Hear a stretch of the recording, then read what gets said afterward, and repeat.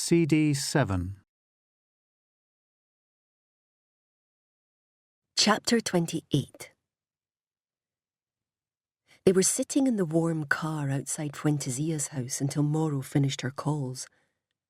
It was still early and it felt like a good day, a day when things would get done.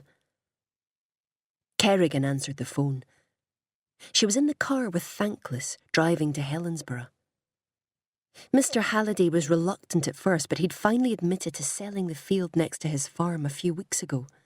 He needed to, for his retirement, he said. It had planning permission that he'd been working on for years. Increased the value by a factor of 10, he said.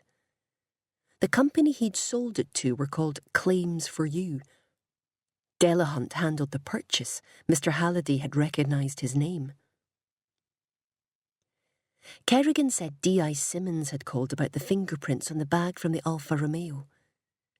Ian Joseph Fraser was known in Helensburgh. He had a long record and was now a known associate of Mark Barrett.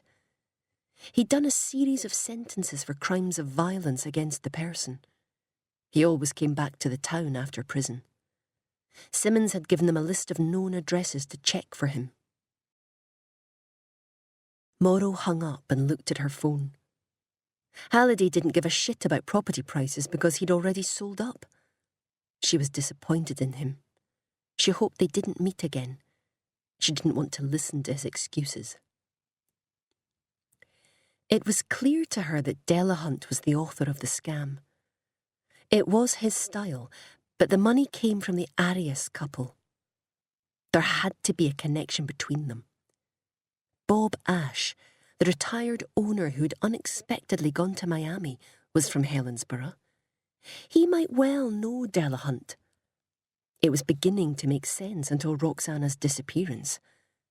Then it all got messy, looked improvised, as if something had gone unexpectedly wrong. The catalyst was the phone call from Vicente and the mention of Maria Arias and Roxana's desperate drive to London. "Ready?" asked McGrain. Mauro pocketed her phone. "Yep, let's go." They got out of the car and walked up to the entrance of Walker and Fuentezia's building. A female neighbour, struggling to get 2 toddlers and a double buggy out of the door, let them in. The bright morning light did the place no favours. Yellow sunshine filtered in. Lazy flecks of yesterday floated in the warm stairwell, rising on the current, settling on the banister. Mauro knocked and Robin Walker opened the door. "Have you found anything?" His anger was tinged with reproach today. Mauro blanked his mood. "Can we come in, Mr. Walker? I'm getting the kids off to school. They're late already." "I understand. Can we come in?" Mistaking her unwillingness to fight as a foreboding of terrible news, Walker paled. "No," she reached out to him. "Nothing like that. We just want to ask you about some details that have come up, that's all." He'd thought Roxana was dead. Relieved, he rubbed his face with an open hand and then got angry again. It was pretty intense for a stairwell conversation. His moods were swinging wildly. Mauro wondered if he was medicated or drunk. "Can we talk inside?" "I'm sorry, come in. I thought she'd..." He looked at McGrain. "You know what I thought. We're just here to ask some questions, that's all." They went into the living room and Robin waved them onto the settee. "Please." He sat down himself, suddenly keen to help. Now they were in the bright living room, she realised that Walker wasn't on anything, but he didn't look as if he had slept. "Robin, we found a woman who used to work for your wife murdered and left in Loch Lomond. Her name was Hester Kirk. Do you know her?" He seemed to have stopped breathing. "Mr. Walker? Hester Kirk? Have you heard that name, or do you know her personally?" "I know of her, I think." "What do you know of her?" "We let her go, I think. Did we?" "We?" Roxana did. Let her go. Morrow held his eye and nodded. She got her books? Yes, he affirmed. Why did Roxana make her redundant? Well... He was too tired to think of a fast lie, so Morrow interrupted. Look, Mr. Walker, please be straight with us. You need to understand what's going on here. A woman has been murdered and your partner is missing. We found Roxana's car abandoned out in Helensburgh. We're very much afraid for her safety. Martina suddenly strolled diagonally across the room as if she had walked out of a wall. She was holding a plate of toast and ignoring them. Dressed in her school uniform, she must have been making breakfast when they came in and got trapped in the kitchen. She didn't want to talk to them and veiled her face with her loose blonde hair. Aware that every eye was on her, she hurried to the door, anxious to get away. Martina, said Morrow, half expecting to see a black eye when she looked up. Martina stopped, acting surprised as if she'd just found them hiding under a piano. I'd like to talk to you, said Morrow. Martina fingered her toast while she considered the request. All right, I'll be in my bedroom. She started to cross the room again. Morrow waited until she was gone. She seems a bit cheerier than she was yesterday. Walker watched her leave. He looked confused. How's Hector taking it? Badly. He's in his room. Anyway, Hester Kirk was one of the old guard. She'd been submitting and passing questionable claims, sort of grey area illegal. That's why Rox got rid of her. He watched their faces to see if they believed him. Hester Kirk broke into the office a few nights ago to go through the files. Did you know that? Clearly he didn't. He said, what? To buy himself some time. We know Roxana was shutting the office down, closing up this Friday. Well, I don't know anything about her business. He'd said the line before. See, said Morrow, sounding reluctant, that strikes me as a lie, Mr. Walker. You're alone in a city neither of you know. She's shutting down a business and you don't talk to each other about it. It's unlikely, isn't it? You're her boyfriend, not the au pair. I look at those photos you took, at how she looks at you in those photos, and she's clearly in love with you. I can't believe she'd tell you nothing. He tried to smile. Why didn't you tell us that the office was winding up? We were never here permanently. Are you leaving? Walker shook his head. Not, I don't know. But he did know. He knew the plan and he wasn't going to tell them.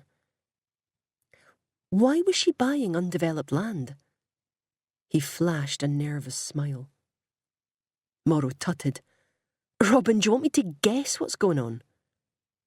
He tried to smile again. Money laundering? Sorry? Money...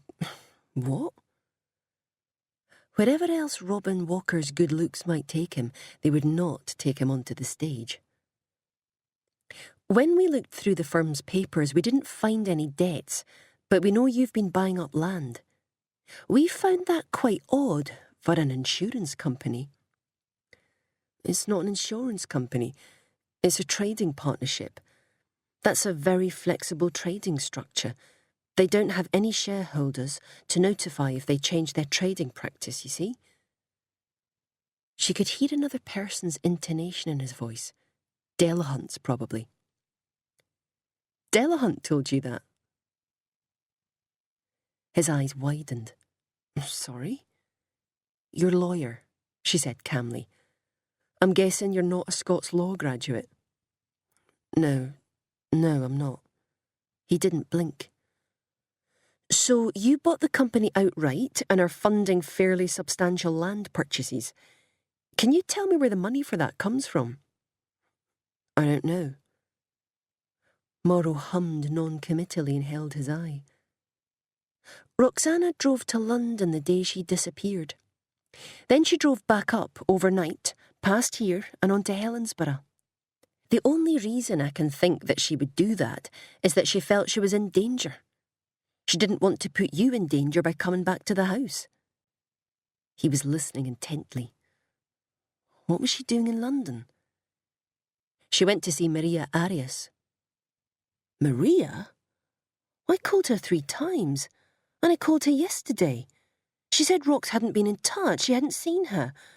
She said she'd call me if Rox contacted her. Why would Rox go there? Hasn't Martina told you this? Told me what? They had a fight in the car on the morning Roxana disappeared. Martina mentioned that Vincente Miguel called. He casually said something about Maria Arias. For some reason it made your wife very angry. It made him very angry too. Robin stood up and shouted, "That's interfering little bitch! She's talking shit!" Why is it shit? Maria and Vicente don't know each other. They can't fucking know each other, for fuck's sake. Winded, he sank back onto the couch. What if they did? He looked terrified. If they did know each other, continued Morrow quietly, if they did, then Roxana has been set up in a dodgy money laundering scam by friends of her spiteful ex-partner. What was the exit strategy? Walker stared blankly at the carpet. Roxana was going to put the company to sleep, and what? She could see that he did want to speak. He wanted to tell her so much that he covered his mouth with his hand, afraid he'd blurt it out. You were all going to disappear? Get flown somewhere in their private plane and start afresh, with a big bag of money for your troubles? He looked at her, pleading for compassion. They've done it before. You have to trust them for that to work, though, don't you? He nodded softly and dropped his hand. Because the alternative, she continued, if you can't trust them, is that they get rid of Roxana some other way. If she's arrested, the company goes dormant too and they save on the payout. The property reverts back to the investors in just the same way. Same if she's killed. Vicente and Maria don't know each other, he insisted. They don't know each other. But they both knew they could. And if they did, then Roxana was in a nastier game than she'd realised. How did you meet Juan and Maria? At the kids' school. Roxana and Maria became friends. Good friends. He stalled and thought about it. Very good friends. He glanced at the Larkin and Sons cabinet. They bought us that. That wall unit. He didn't like the term. It's actually a freestanding display cabinet. Quite an odd present, isn't it? Robin waved a hand.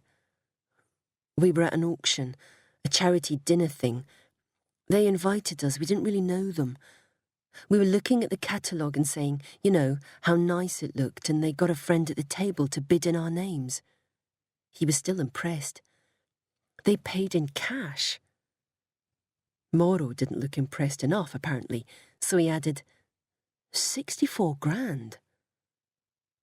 She did act impressed then, and so did McGreen, but she was thinking about the cynical couple.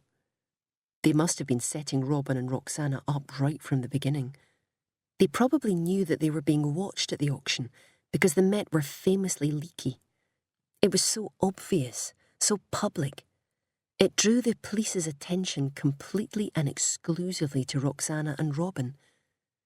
The disappearance strategy depended on Roxana being invisible. They'd been setting her up for an arrest from the start. We have to consider every possibility, Robin. Rox and Vicente are in dispute about custody of the kids.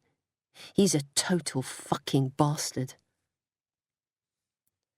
She wanted to warn Robin, hint and give him a chance to mitigate his sentence by opening up. She wasn't allowed to. The Met report had warned her. She shouldn't even have mentioned Maria Arias because Walker might phone her and give them advance warning. Compassion was in no one's interest because of the proceeds. Would Vicente conspire to harm her? Walker was too distracted to answer. Let's take it back a bit more. Would Vicente collude in setting her up in a criminal enterprise, one that could result in her imprisonment? Walker looked straight at her, eyes wide, and gave a terrified little nod. At the moment, we're working on the assumption that Roxana heard about the connection between them, that she panicked and went to London to confront Maria. We need to find her to keep her safe. Her mobile phone was traced to a field on the outskirts of Helensburgh the morning after she went missing. We went there and found her Alfa Romeo, unlocked, parked by a field. He sat forward hopefully. Delahunt, a lawyer, lives in Helensburgh. We've already interviewed Mr. Delahunt. He hasn't seen her. Did she know anyone else out there? No one. We found a bag of cocaine in the car. That's not hers. Why? Roxana doesn't use cocaine. Robin, she drove all the way up from London overnight. Maybe she was using it a little bit? No, he said, certain. Rox has a heart murmur. She doesn't even drink coffee. If it was in the car, and it's definitely her car, then someone else left it there. They're trying to get her arrested, aren't they? She nodded, lying to comfort him. The motive seemed a bit more sinister to her now.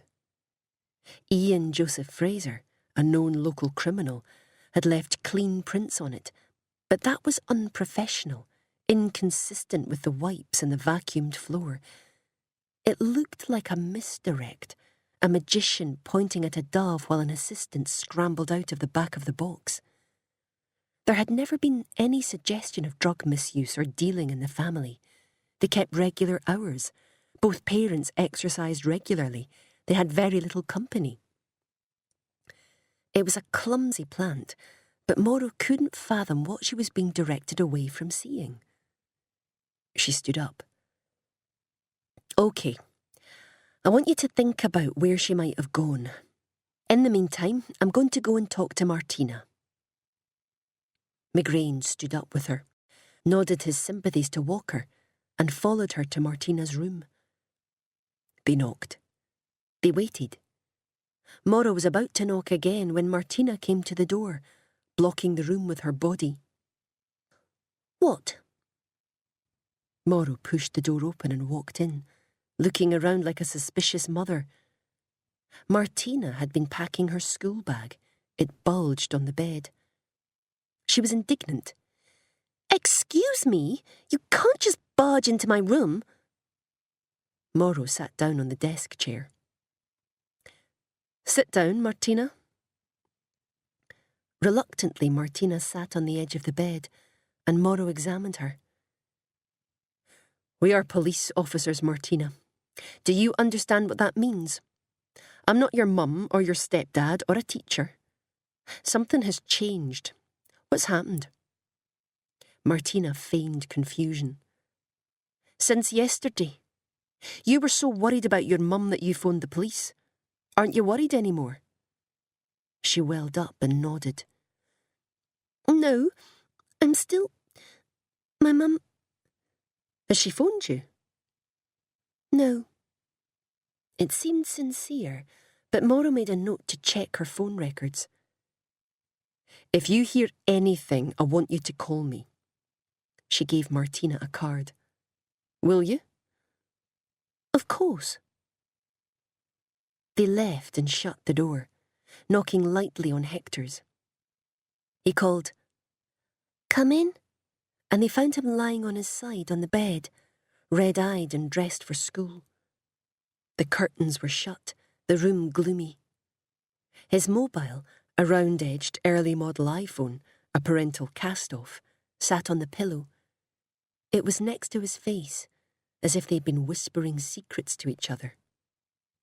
Can we talk to you for a minute? He nodded. He must have heard them, knew they were there. Aren't you going to school today? Yeah. He looked teary. I'm going. Morrow sat on his desk chair, and McGrain stood at her shoulder. Have you heard from your mum, son? He shook his head. The iPhone lit up, bright in the gloom. Morrow glanced at it. It was a text from Mart. One word. Kayate. Hector saw it, startled, and turned the phone on its face. What's Kality? Hector pulled the covers up over his mouth as if he was afraid. Don't know. Why is she texting you from across the hall? I asked her not to come in. I don't know anything about it, he said, and began to cry again. Back in the car, Morrow looked up the word Cállate on her phone. It was Spanish for shut up. She had a voicemail. Hester Kirk's family had been shown a picture of the dead woman's face and confirmed it was her. Family liaison was there now. 3 daughters remaining in the domicile, ages 14, 16 and 18. No father. The woman had been missing for 4 days. Morrow counted back. That meant she'd been missing for 2 days before she was killed. If the same people had taken her, Roxana might still be alive. They drove on to Clydebank and she called the office as they were pulling into Hester Kirk's estate. She got a male DC she hardly knew and whose name she didn't catch. Pinad, did we ask for a trace on the Fuentesilla kids' phones? We did, yeah. Can you open it and see if the children have received any calls from their mother? Open, ma'am. He hummed as he read down. Ah, Martina, no calls from her mum, but has been getting calls from an unlisted number over the last 2 days. The phone is turned off now, but the last location was in Helensburgh. Frank Delahunt? Let me see. He clacked his tongue as a filler while he looked. Nope. Triangulated to number 7 Sutherland Crescent, Helensburgh. Morrow said they were going to question Hester Kirk's family and would head out there afterwards. Notify Kerrigan and Thankless that they were on their way. Chapter 29. Ian walked the town, uphill, downhill, while he waited for the medicine to kick in. He didn't want to go and see the grannies until he was calm. He was scary. He didn't want to scare them. People shopping, people visiting, people walking dogs. On the esplanade, the mobile police unit had emptied the street of its usual traffic. Even the cars were avoiding the road in front of it. Crossing Colquhoun Square, Ian stopped. Coming uphill in a clean car were 2 mismatched people, man and woman. They were driving too slowly, paying close attention to the faces in the street, and they weren't from here. They were police, and they were looking for someone. Ian ducked down a lane towards Wee Asda, around the corner to the big bins where a car couldn't see. Hello? He looked up. Susan. You're very dirty, Ian. Fire, he said. She tipped her head like a seagull eyeing a chip. Are you upset? He didn't like her at all today. She must have followed him in here from the street. The fuck is it to you? It was too much. He should have toned it down. But she didn't react. He wondered if he had actually said it, she was so unperturbed. She was holding something out to him. Something white. An envelope. She had gloves on. It was a warm day. He didn't know what was going on. She waved the other hand, with no glove, at the wall of the alley. Upset because of that fire? Dreadful. Ian's eyes were blurry. He waited for them to clear, but he could feel the medication pumping around his body. Now he was holding an envelope. He felt so sleepy so suddenly he thought he could lie down and sleep right here, next to the bins. God, it was lovely. He waited for a minute, savouring it. Susan waited with him. When the calm paralysis was past, he found Susan smiling at him. He hooked her arm through his, comradely now, leading him out of the lane and into a newsagent's. She left him inside the door, went over to the counter and bought a chocolate bar. Ian didn't think she really wanted it. She seemed to pick it at random, pay, and then drop it thoughtlessly in her bag. "Tobacco?" she said, as if they'd had a conversation about it in the alley. Maybe they had. He stepped forwards anyway and seemed to be buying some. He tucked the envelope in his back pocket to free his hands so he could get his money. Now he had papers and tobacco and was paying when the shopkeeper asked Susan if she'd heard about the fire at the Sailor's Rest. Wasn't it awful? His wee granddaughter was at school with that girl who died. Susan agreed that it was terrible. "Aye," said the shopkeeper, snarling at Ian, "and every bastard in this town knows who did it, but no one'll say." "Why?" Susan looked innocently from one to the other. Ian was picking the right change out of his cupped palms slowly, so that he didn't have to look up. The shopkeeper hissed at Ian. "Well, why don't they?" "Why don't you?" Susan was talking to the man. He blushed. "It's not for me to say." "You're reproaching him for something you won't do yourself?" The shopkeeper huffed. "Do you know what I find revolting about this country?" said Susan, her accent rolling into something else. "All the fucking can't." The shopkeeper was out of his depth.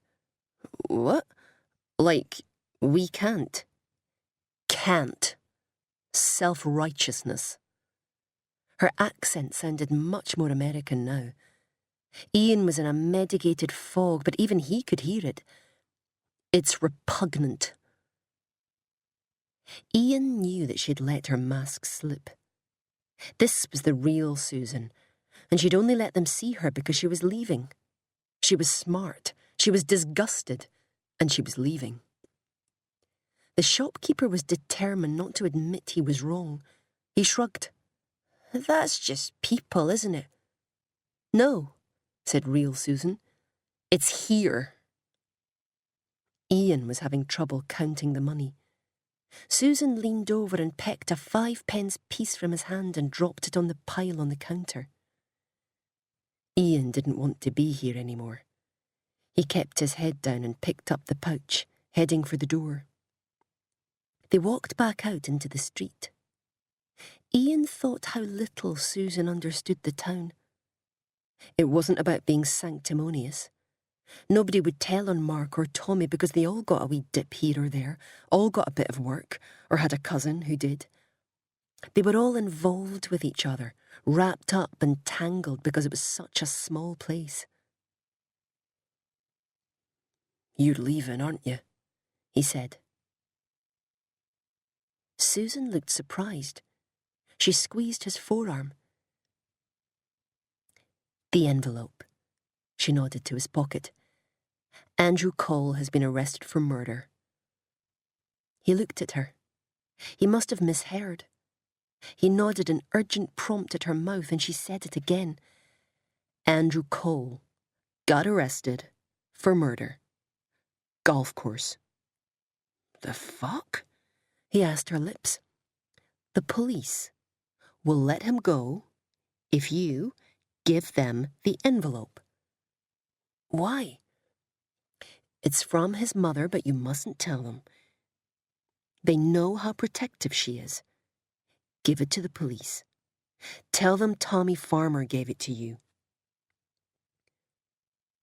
"Tommy?" "Tommy, yes. Tommy doesn't know Andrew's mother. How do you know Tommy? Actually, how did she know Andrew? How do you know Andrew? I don't. I know his mother. Ian looked at her perfectly composed face. She gave him a smile, warm and motherly, a good friend, a reliable neighbour, not real Susan again. Who are you? Susan. She gave a patient smile. Remember? Akela in the Scouts? No, said Ian, for once not doubting himself. No, you're not. She smiled again, waiting for the moment to pass. The widow Grierson died 2 years ago. That's not why you're here, and who are you?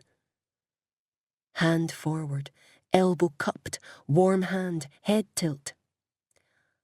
I'm so sorry. You're having a hard time, Ian. I want to help. Her mask was very good. She had a banal gesture rehearsed for every eventuality, but he knew he was right about this. You're no better than me. Quite so. Who are you? She muttered something pleasant to him, her face blank, and turned, walking away. Shunt? Was that what she had said? She didn't call him a cunt, did she? She was walking casually away down the street now, glancing into shop windows, skirts swishing at the ankles, rich woman hair catching the wind. He felt the paper of the envelope crinkle in his back pocket as he shifted his weight. He blinked hard. Susan Grierson was a broken jigsaw. It made no sense. Annie and Eunice.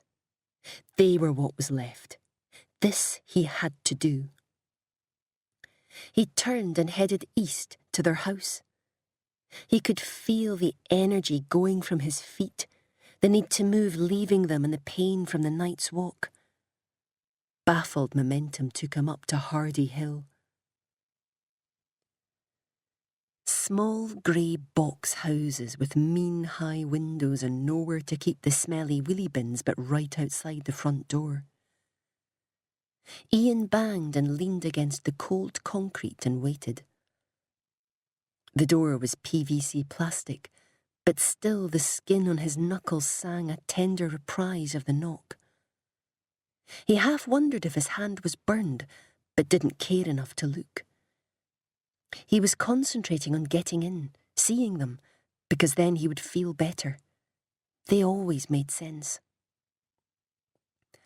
A bus passed by in the street, the engine growl reverberating against the concrete facades of the houses. Passengers looked out at him, slack-mouthed, faces indistinct. The front door opened and there stood Annie, eyes as raw as fresh oysters. At the sight of Ian, she retreated back into the dark hall, but then her hand came out, calling him in. Ian tripped across the step. She shut the door but didn't look at him. Ian knew then that she half blamed him for the fire. He went after her, didn't know what to say, and held his hands out and hugged her.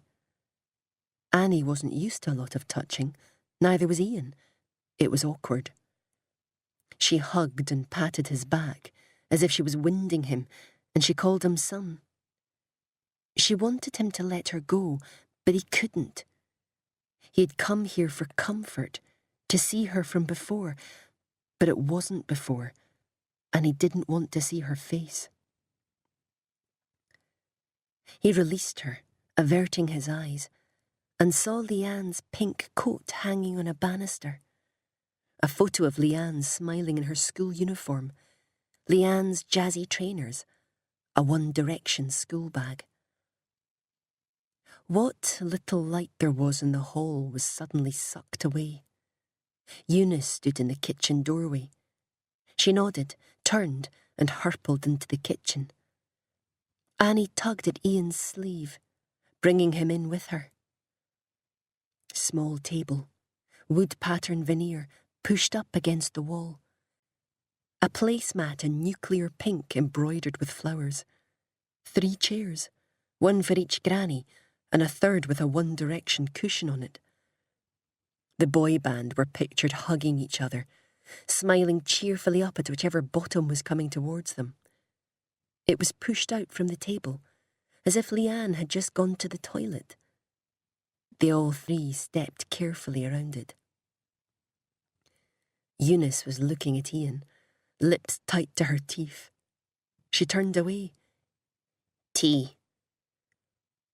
Ian leaned against the wall. He felt gigantic, looking down on the shrunken old women and the vacuum left by the child. Eunice, Our Lady of the Bad Leg, spun and swooped, rolling her hip as she moved around the kitchen, bringing and taking and boiling. Her jowls were puffy, a map of thread veins over her cheeks. A small plate of biscuits was put on the table, 3 saucers, sugar, a carton of milk. Annie fingered the embroidery on the placemat in front of her. The sun outside went behind a cloud and the room darkened. Everything was on the worktops. Biscuits, milk, tea bags, sugar, boxes of crackers. Details crowded noisily in on Ian. No one looked at anyone else. Annie reached up to him. Her hand was in his hand, fingertips to his fingertips. "Son," she said, "your hands is swole." He looked down. The bottom half of her face was crying, chin crumpled, breathing, jagged and irregular.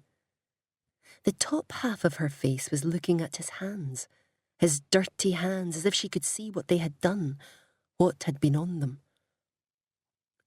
"Salt water," said Ian, because women knew. "Yer mock it," she said, releasing his fingers, letting him drift out. Dirty. He was. From 4 miles out, he looked at the 2 old mourners, bodies sagging around crumbling bones. Eunice poured the hot water into 3 cups. She put 3 sugars into each and milk. Leanne took 3 sugars. The women stirred their cups, taking turns with the spoon, stirring for Leanne.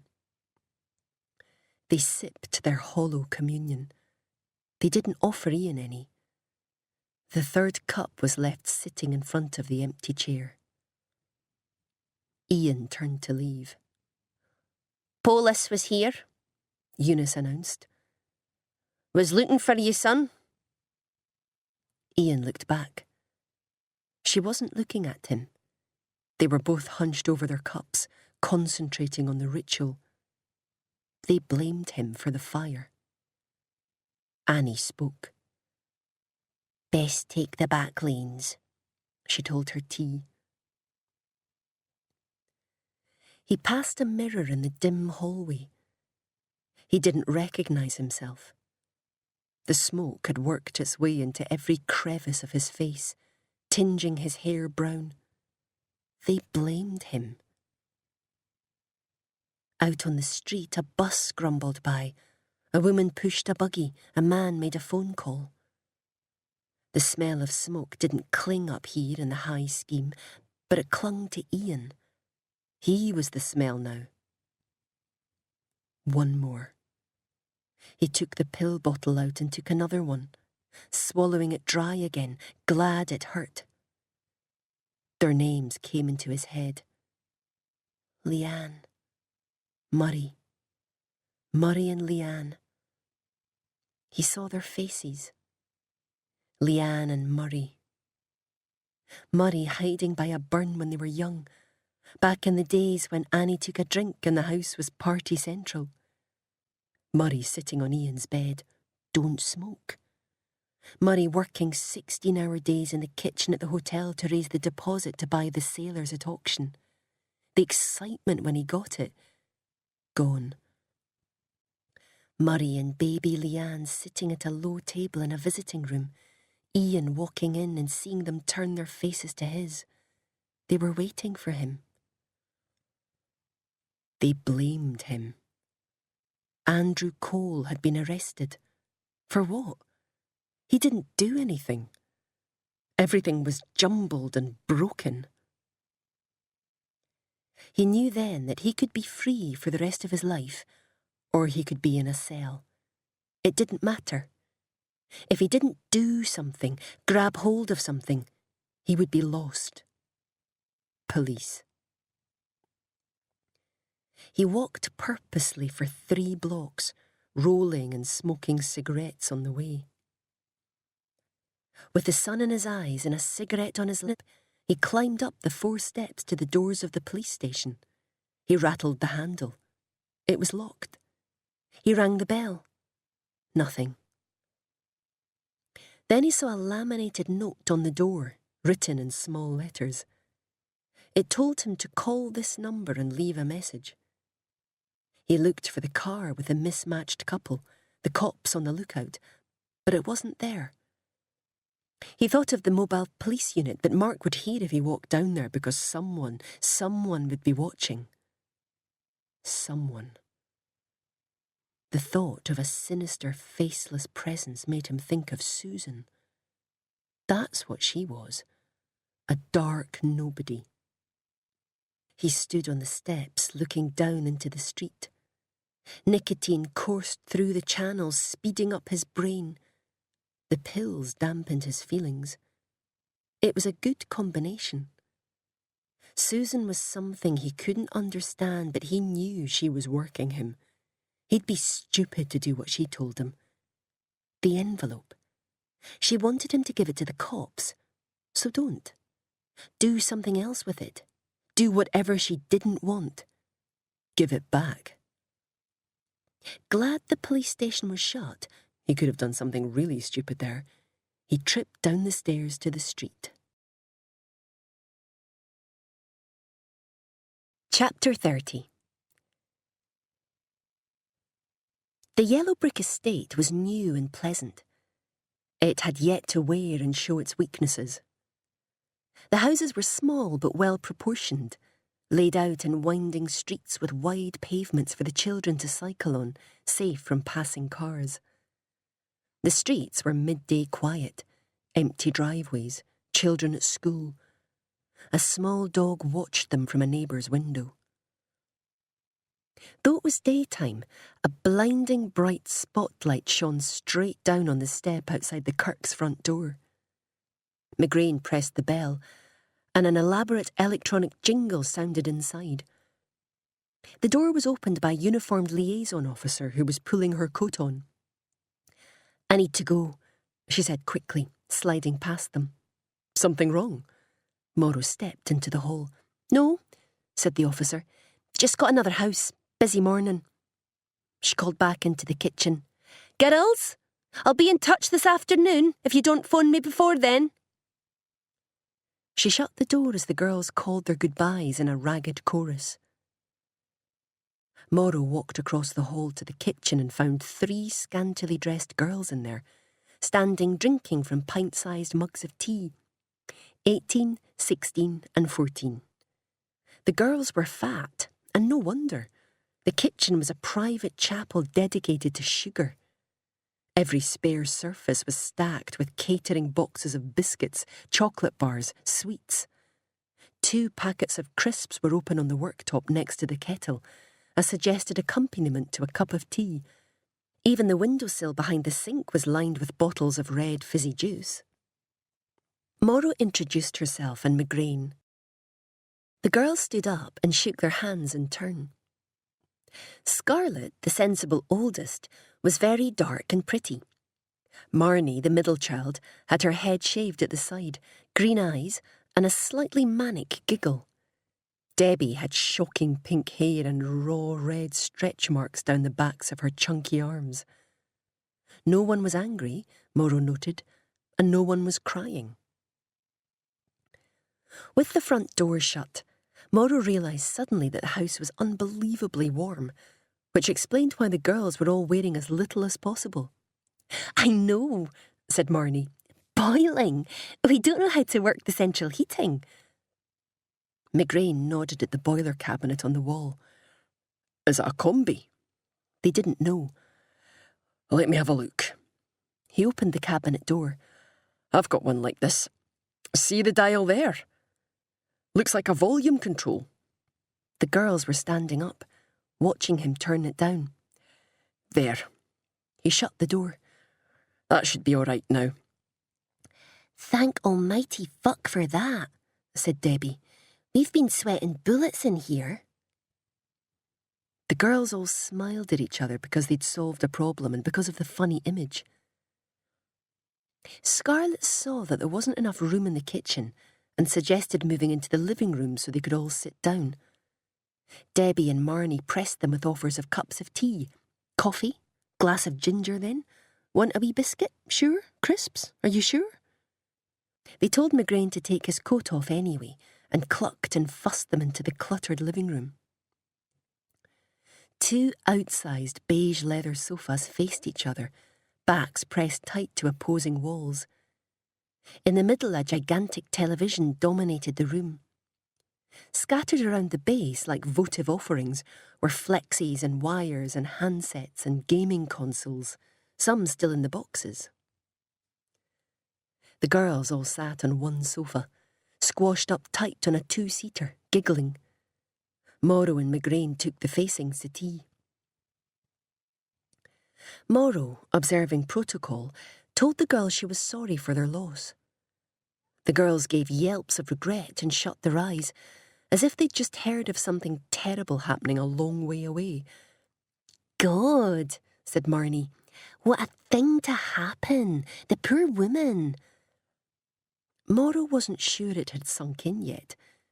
She said she had some questions, but she could give them a little time if they felt they needed it. No, Scarlett said firmly. Her sisters nodded in agreement. You know, it's complicated with my mum. We're not... Well, just you fire away. You're 18, Scarlett, are you? Yeah, ask away. And you're prepared to explain what's going on to your sisters, that they don't need to answer anything they don't want to? Scarlett turned and looked at her sisters with theatrical suspicion. They grinned back to show they got the joke. Morrow thought maybe they should wait for a social worker. They weren't taking it very seriously. Where's your dad? Does he live with you? Marnie tutted. Ninan's a junkie fuck. Well, I get put into care, Debbie fretted. Because I am not staying with that psycho. I'm not. You'll be appointed a social worker, said Morrow. They'll tell you more about what might happen. I can adopt you. Scarlett turned to Morrow. Can't I? I'm 18. 'Cause Noonan's a junkie. He's up at this door once a week looking for fucking money or anything he can sell, banging on the door like a zombie trying to get in. He nicked the plants out the front to sell. Sold them in a pub, can you imagine that? Twat. He's looking in this window and he can see all the shit my mum bought. She pointed at the gaming consoles and the TV. Junkie bait, all of it. McGrain looked covetously at the pile. You not gamers, girls? No, said Debbie. She's bought it and says, that's for yous, but it wasn't for us at all. That's right, Marnie interrupted. It's for Noonan, to see through the window. He left her, explained Scarlett calmly. Went off with some skinny bird and then she's buying all this stuff so as he can see it, and it's driving him mental. We can't leave the house empty. Anyway, come on, ask us your wee questions. When did you last see your mum? Marnie answered. Sunday night. It was 4 days ago and they hadn't reported her missing. What time? She went out. We were watching that Doctor Who documentary. Boring. It was about 10:30. Remember it was boring? The other girls nodded. Where did she go? They looked at each other and Marnie shrugged. 2 men came for her. She's went off with them. Did you know the men? Never seen them. Scarlett looked regretful. She just went with them. How do you know that there were two men then? Scarlett said, She's come in and says, That's Miofsky. We were watching the Doctor Who thing. It didn't answer the question. Mauro looked at the other two. Either of you see them?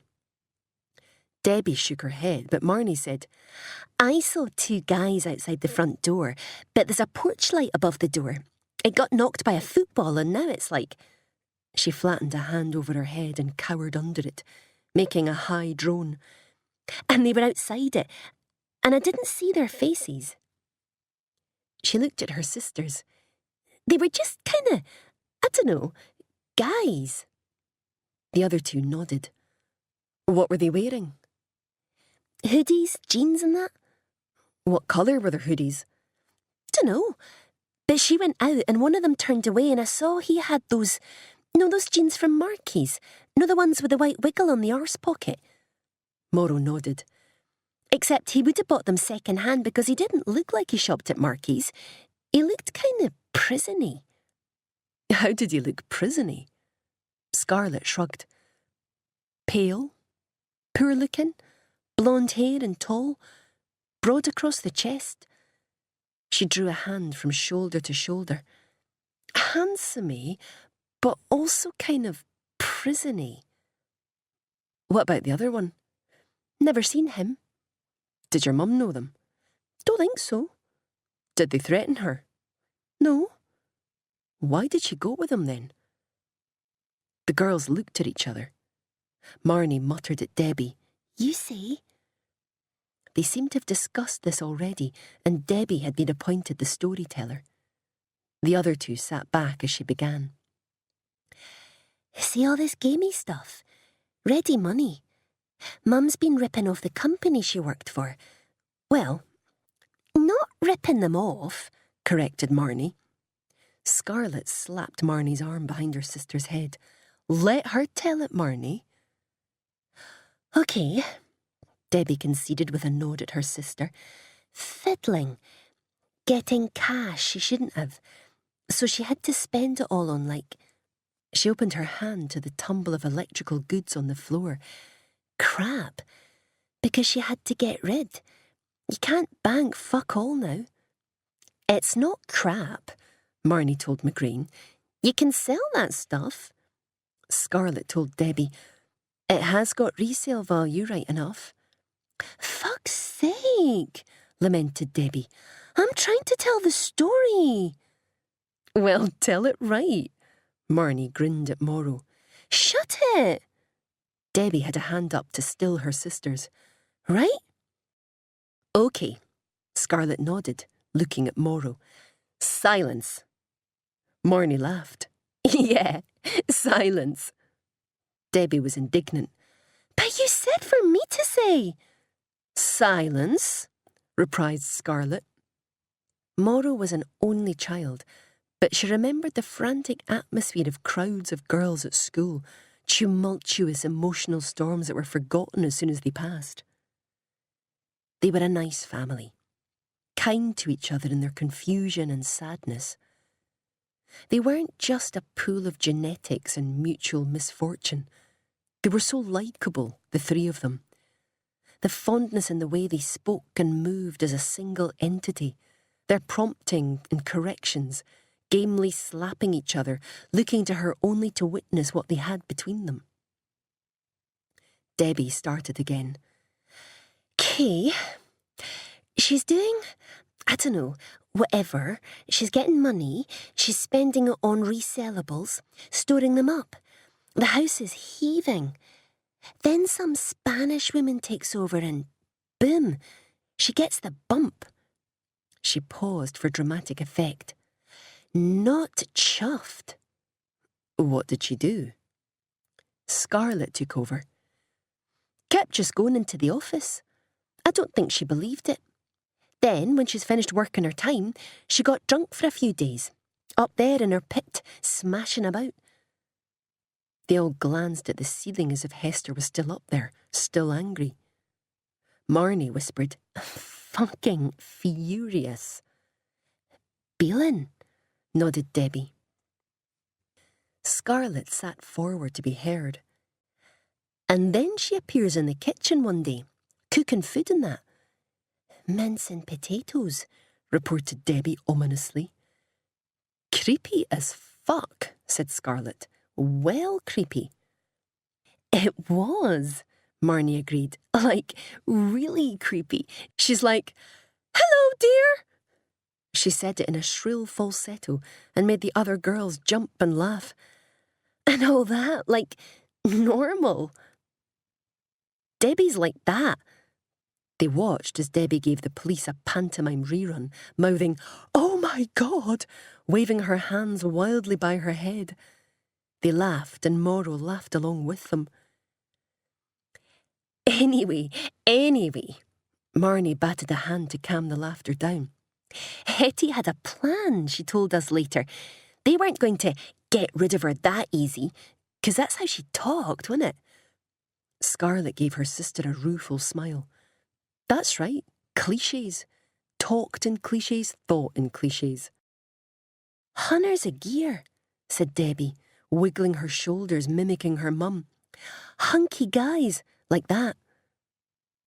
Suddenly self-conscious about taking the piss out of her dead mum, she gave Morrow a guilty look and stopped. "Anyway, she was going to get even. She said they were at it. This new woman wouldn't want an investigation into whatever they were doing now. She's told the Spanish woman she'd get the cops in to investigate if she didn't pay her off. That's what the two guys were here for, taking her for the payoff. She's hung on the door and she's like, 'That's me off ski for the big bag.'" "Big bag of readies," said Marnie.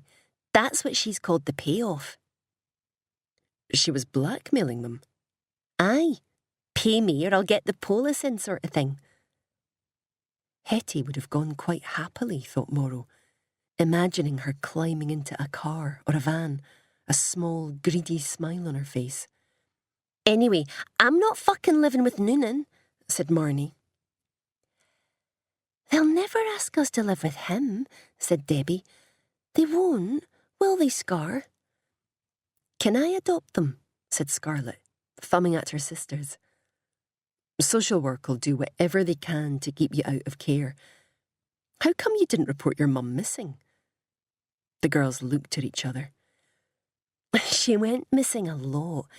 Went on holidays and that. Didn't always tell us. You didn't know when she'd be here, really. And we've got food." Morrow could see the girls and their mum, the trust between them damaged early on. The girls were too young to feel they should lie about their feelings for her. They'd formed their own family without her, and their sadness was for Hester's loss, not their own. They didn't seem to feel they had lost that much. It made her think of Danny. She wished she could be as honest as them. Marnie interrupted Morrow's train of thought. "What would you do with all of this stuff?" Morrow looked at it, pricing the consoles and the telly, at a big Buddha's head on a table in the corner. They should confiscate it for proceeds of crime. "eBay it." Marnie nodded seriously. "Reckon?" "Quickly. Get all the money and put it in a bank account. Show the social worker you're able to support yourselves. Your dad won't stand a chance then." She was lying to them. Noonan wouldn't get custody of the girls if they objected, but he might burgle them, and then they would have nothing. It was pretty good advice. She felt that she had finally managed to do something useful. "Is there any more of it?" "Serious? Come here." Marnie was on her feet, leading the way out to the hall. Morrow and McGrain followed her up a steep set of stairs to the landing. The other girls came too. On the landing, Marnie stopped outside the first bedroom and reached for the handle. She turned it, throwing wide the door to her mother's inner sanctum, and stepped back, quickly, chin down, wary, as if the god of avarice might fly out of the dark and eat her. The room was dim, the curtains drawn. For a moment, Morrow couldn't make visual sense of it. She stepped into the room. A double bed in the middle, lit by the light from the hall. It was unmade, the indent from Hetty's head still on the pillow. From the corner of her eye, Morrow saw what she assumed was a narrow black wardrobe. It was actually a TV, the size of a single bed, still shrink-wrapped, propped against the wall. Her eyes adjusted to the dark, and she saw, suddenly, all around the walls, on the floor, stacked up, boxes and bags and suit bags and unopened internet packages. A tumble dryer, still packed in plastic against the wall. On top of it was another TV, in the box, and 2 Blu-ray DVD players. A narrow valley led from the door to bed. Debbie looked at it and spat. Stuff! Fucking stuff! And more stuff! Clothes? Asked Morrow. Bags and clothes and shoes and jerseys and designer shit she was too fucking fat to even wear. Morrow looked at Marnie's clothes. Nah, said Marnie, looking down at her cheap Primark vest and shorts. Never bought us nothing if she could help it. Stuff, said Debbie again, looking into the room. Couldn't stop herself. Couldn't wear half of it or they'd know she was at it. Just mental. They stared into the room, reluctant to cross the threshold into their mum's cave. Then Debbie did. She stepped very pointedly over the metal edging strip on the carpet. Her sisters followed her. Debbie snapped the light on and broke the spell. They looked around as if they were in a warehouse sale, touching and towing individual items. Debbie's voice had dropped reverently, as if she was in church. Sure the police won't take it away? Well, said Morrow, aware she was police, that they were desperately in need of funds and she should be taking it away. We're investigating your mum's death. It doesn't look right if we start emptying your house. She looked at McGrain and he nodded. I wouldn't make a big noise about it, though. Poor mum, said Debbie. What a fanny. The fuck did she want? More and more and more. She had enough. Fucking stupid. Marnie was looking down at a stack of 3 identical DAB radios still in their boxes. Scarlett put her arm around Debbie's chubby shoulders, and they cried a little. Marnie moved near them, squeezed her little sister's wrist, and shook her head mournfully at a stack of shoe boxes. Morrow didn't think they were crying for their dead mother, but mourning Hester's mistake. More and more and more at the price of enough. They were right to cry. It was tragic. Chapter 31. Morrow and McGrain looked out at Sutherland Crescent. It was a neat semicircle of immaculate properties behind well-tended hedges. Except for number 7, where the hedges erupted exuberantly over the grass verge. A vigilante gardener had hacked angrily at the branches from the street, but the hedge was growing back, serene and green and wild again.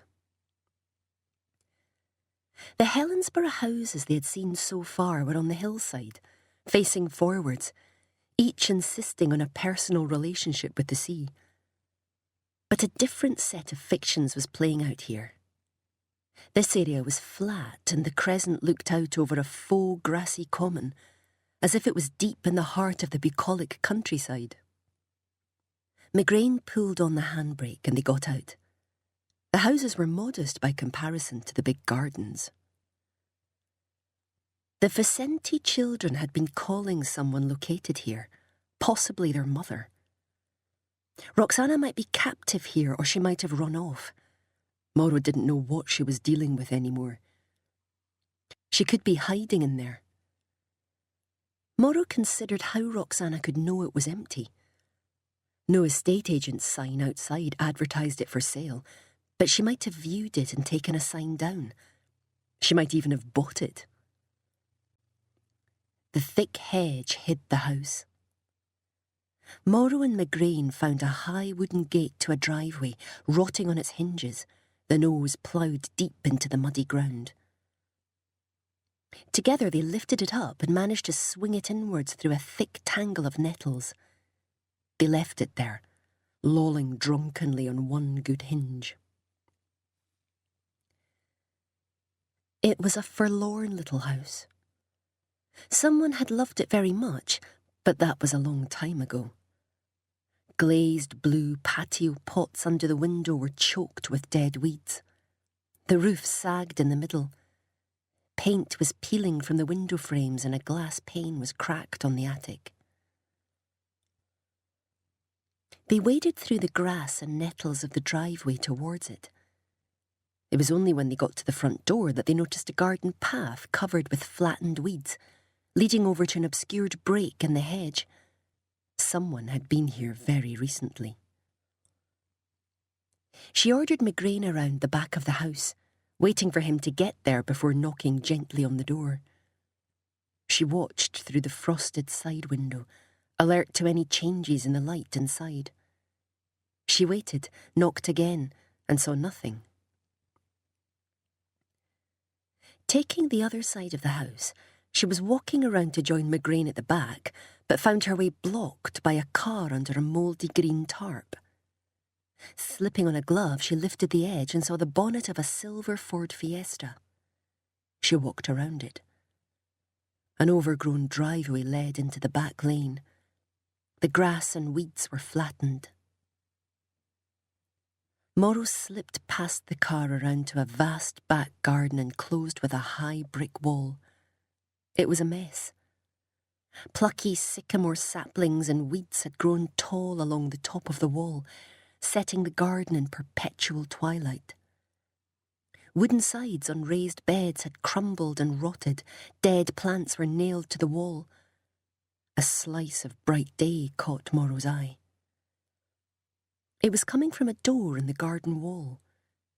It was hanging open, framed in a brick arch.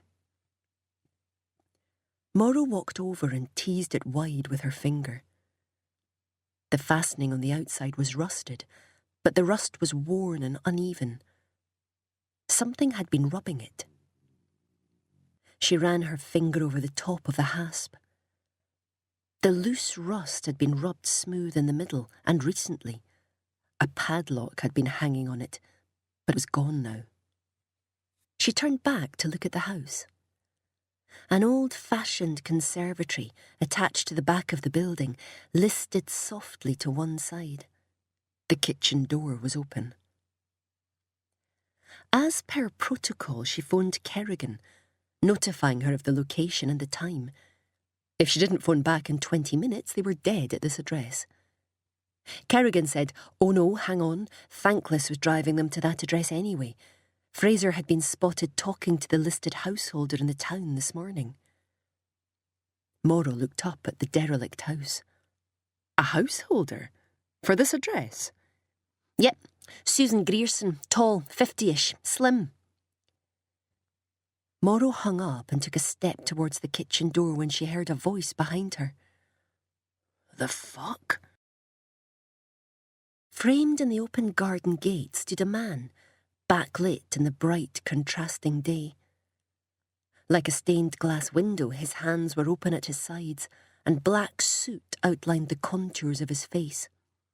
He was tall and broad across the chest, handsome-y, but also kind of prison-y. McGrain had recognised him too. "Sir?" It was meant as a preamble, but Ian Joseph Fraser had been arrested often enough to know police patter. Startled, he fell back a step as if he was going to run, but then he didn't. Conflicted, he twisted back and away, his feet planted. McGrain took his wrist, and he didn't resist. Gently, McGrain levered the man's hand up his back. "Okay," said Fraser, nodding. "Aye, it's okay." Maura was at his side. "Are you Ian Joseph Fraser?" He nodded, too slowly, looking out into the street, reminding her of Andrew Cole. "Are you on drugs, Mr. Fraser? You're moving quite slowly." His breathing was laboured. "Pills," he said. "Scription." "What sort of medication, sir?" "In my pocket." "I'm just going to check for you, sir, OK?" Fraser nodded his consent. "Have you got any needles or sharp objects on your person that I should know about?" "No." Morrow reached gingerly into his hoodie pocket. Nothing. Other pocket, a dry tissue. Back pocket of his jeans, an envelope, unsealed. Unsure whether she was looking for actual medication or a script for medication, she opened the envelope and pulled out a photograph. It was taken several years ago and was poor quality, but still clear. Roxana was standing in a street with two men. She wore a raincoat and carried an umbrella. The road was wet, but the men were in shorts and t-shirts. Morrow held it up at Fraser. "Who is this?" He shrugged. "Is this the picture you used to find her?" Ian Fraser looked at it again. He shook his head. "Why have you got this photograph?" Shrug. "Someone gave it to me." "Who gave it to you?" He didn't answer. She pointed at Roxana. "Did she give it to you?" He looked at it again, seemed hurt, and then frowned. He was looking at one of the men in shorts. "Him?" She followed his eyeline and pointed at a face. "Him? This man gave you this photo?" "No, him. I've seen him. Where's Andrew?" "Do you know his name?" He shook his head.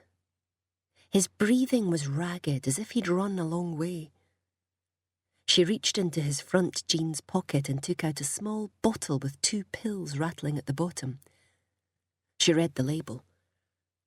There had only been 4 pills in there, and the label dated them this morning. He hadn't taken an overdose, but it was a high dose of antipsychotics. "Where did you get this photograph, Mr. Fraser?" He looked up and nodded at the house, at the door lying ajar. "From her." "The person in this house gave it to you?" "Yeah." "This woman?" She pointed at Roxana. "No, Susan," he said. "Look, it was me. I killed a lassie at the loch. No, it was just me." Fraser's knee buckled and he looked as if he might fall over. They took an arm each and sat him down on the ground. Fraser's shallow pallor wasn't just a prison tan. The man wasn't well. She told him his rights, speaking carefully. She knelt down and showed him the picture again. "Susan Grierson gave you this." "She's not Susan." "Susan is not Susan." "She says she's Susan, but she's no Susan." "Why did she give it to you?" "For Andrew Cole." Morrow stood up. She didn't want him to say any more about that until she got a tape recorder working in a station. "Everyone here seems to know everyone else," she said, for something to say. Fraser lifted his face to look at her. His eyes were bloodshot. "No one here knows anyone." Thankless and Kerrigan arrived at the back gate. Morrow told them to take Fraser to Simmons's office and get him checked out by the police surgeon. The prescription seems to be a new one. He might be having an adverse reaction. She watched as they walked Fraser to the car, telling him what was going to happen next. Fraser was relieved to be taken in. He was compliant the way habitual prison hands often were on rearrest. As she watched Thankless cup Fraser's head to bundle him into the back seat of the car, she felt a pang of tenderness. Hardcore jail fodder like Fraser might be perpetrators of horrors, but most of them were victims too. It was a hard story to hold in your head, hard to tell and harder to hear. She thought of him in shots. He'd been there until recently. He'd have been in there with Danny. End of CD 7. CD 8. The car drove away, and Morrow and McGrain turned back to the house. If anyone had been hiding in there, they'd had a good long time to get out now. She felt a bit of relief about that. The kitchen door opened silently. A smear of fresh oil glinted on the hinge. It was a big kitchen, bright if the windows had been washed, but they hadn't. Warm currents rolling in from the glass conservatory invigorated the dusty air, making it almost viscous. A large table in the middle of the room, old units from the 50s, a modern electrical hob cut into the worktop. The ceiling had collapsed in a corner. They checked double doors opposite and found they led into a damp and empty cupboard. The hallway was sticky, long-term cold. A big, dirty window on the stairwell lit the space. A neat quarter circle combed through the hall carpet showed that the front door had been opened recently. 2 rooms led off the hall, one door open, one door firmly shut. She knew. Through the open door, a dining room. Polished, dark wood table, sideboard cabinet, a glass display case, empty. Morrow knew. Before she opened the second door in the hallway, she could smell the sweet, heavy odour of bad meat wafting up from behind it. McGrain knew too. He groaned, "Oh shit," and reflexively pulled a police-issued taser from his pocket, turned it on. The battery was flat. Morrow and McGrain snorted, laughing because it was stupid and futile. You couldn't taser a dead body anyway. Morrow groaned and reached forwards, opening the firmly shut door. Dark room, curtains drawn, a nest of occasional tables next to the fireplace, a couch, a chair. Behind the couch, on its side, a zipped-up sleeping bag. Bulky. Leaking. The source of the smell. Chapter 32. Morrow stood in the doorway of the room. The menthol petroleum jelly on her top lip made her eyes water, but mercifully masked the smell. She watched the sleeping bag being unzipped under the white lights and recognised the tumble of blonde hair around a bloated red face. She wasn't sure until she saw the plain rose gold hoops in an earlobe. Roxana wore them, always. Superficially, the senior scene of crime officer said Roxana had been strangled with a length of wire. He could tell because it was still lodged in her neck. She'd been dead for at least 2 days. The officer explained that the impact bruising on her knuckles, very pronounced with post-mortem lividity, showed extensive defensive wounds on her arms and hands. A struggle. Defensive wounds from wire cuts through her forearms. She'd been punched on the side of the head behind her ear, probably attacked from behind.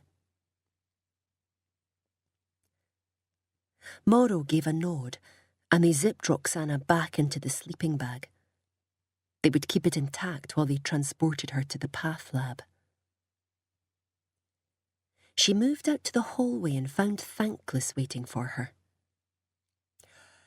Got the info on the owner of the house?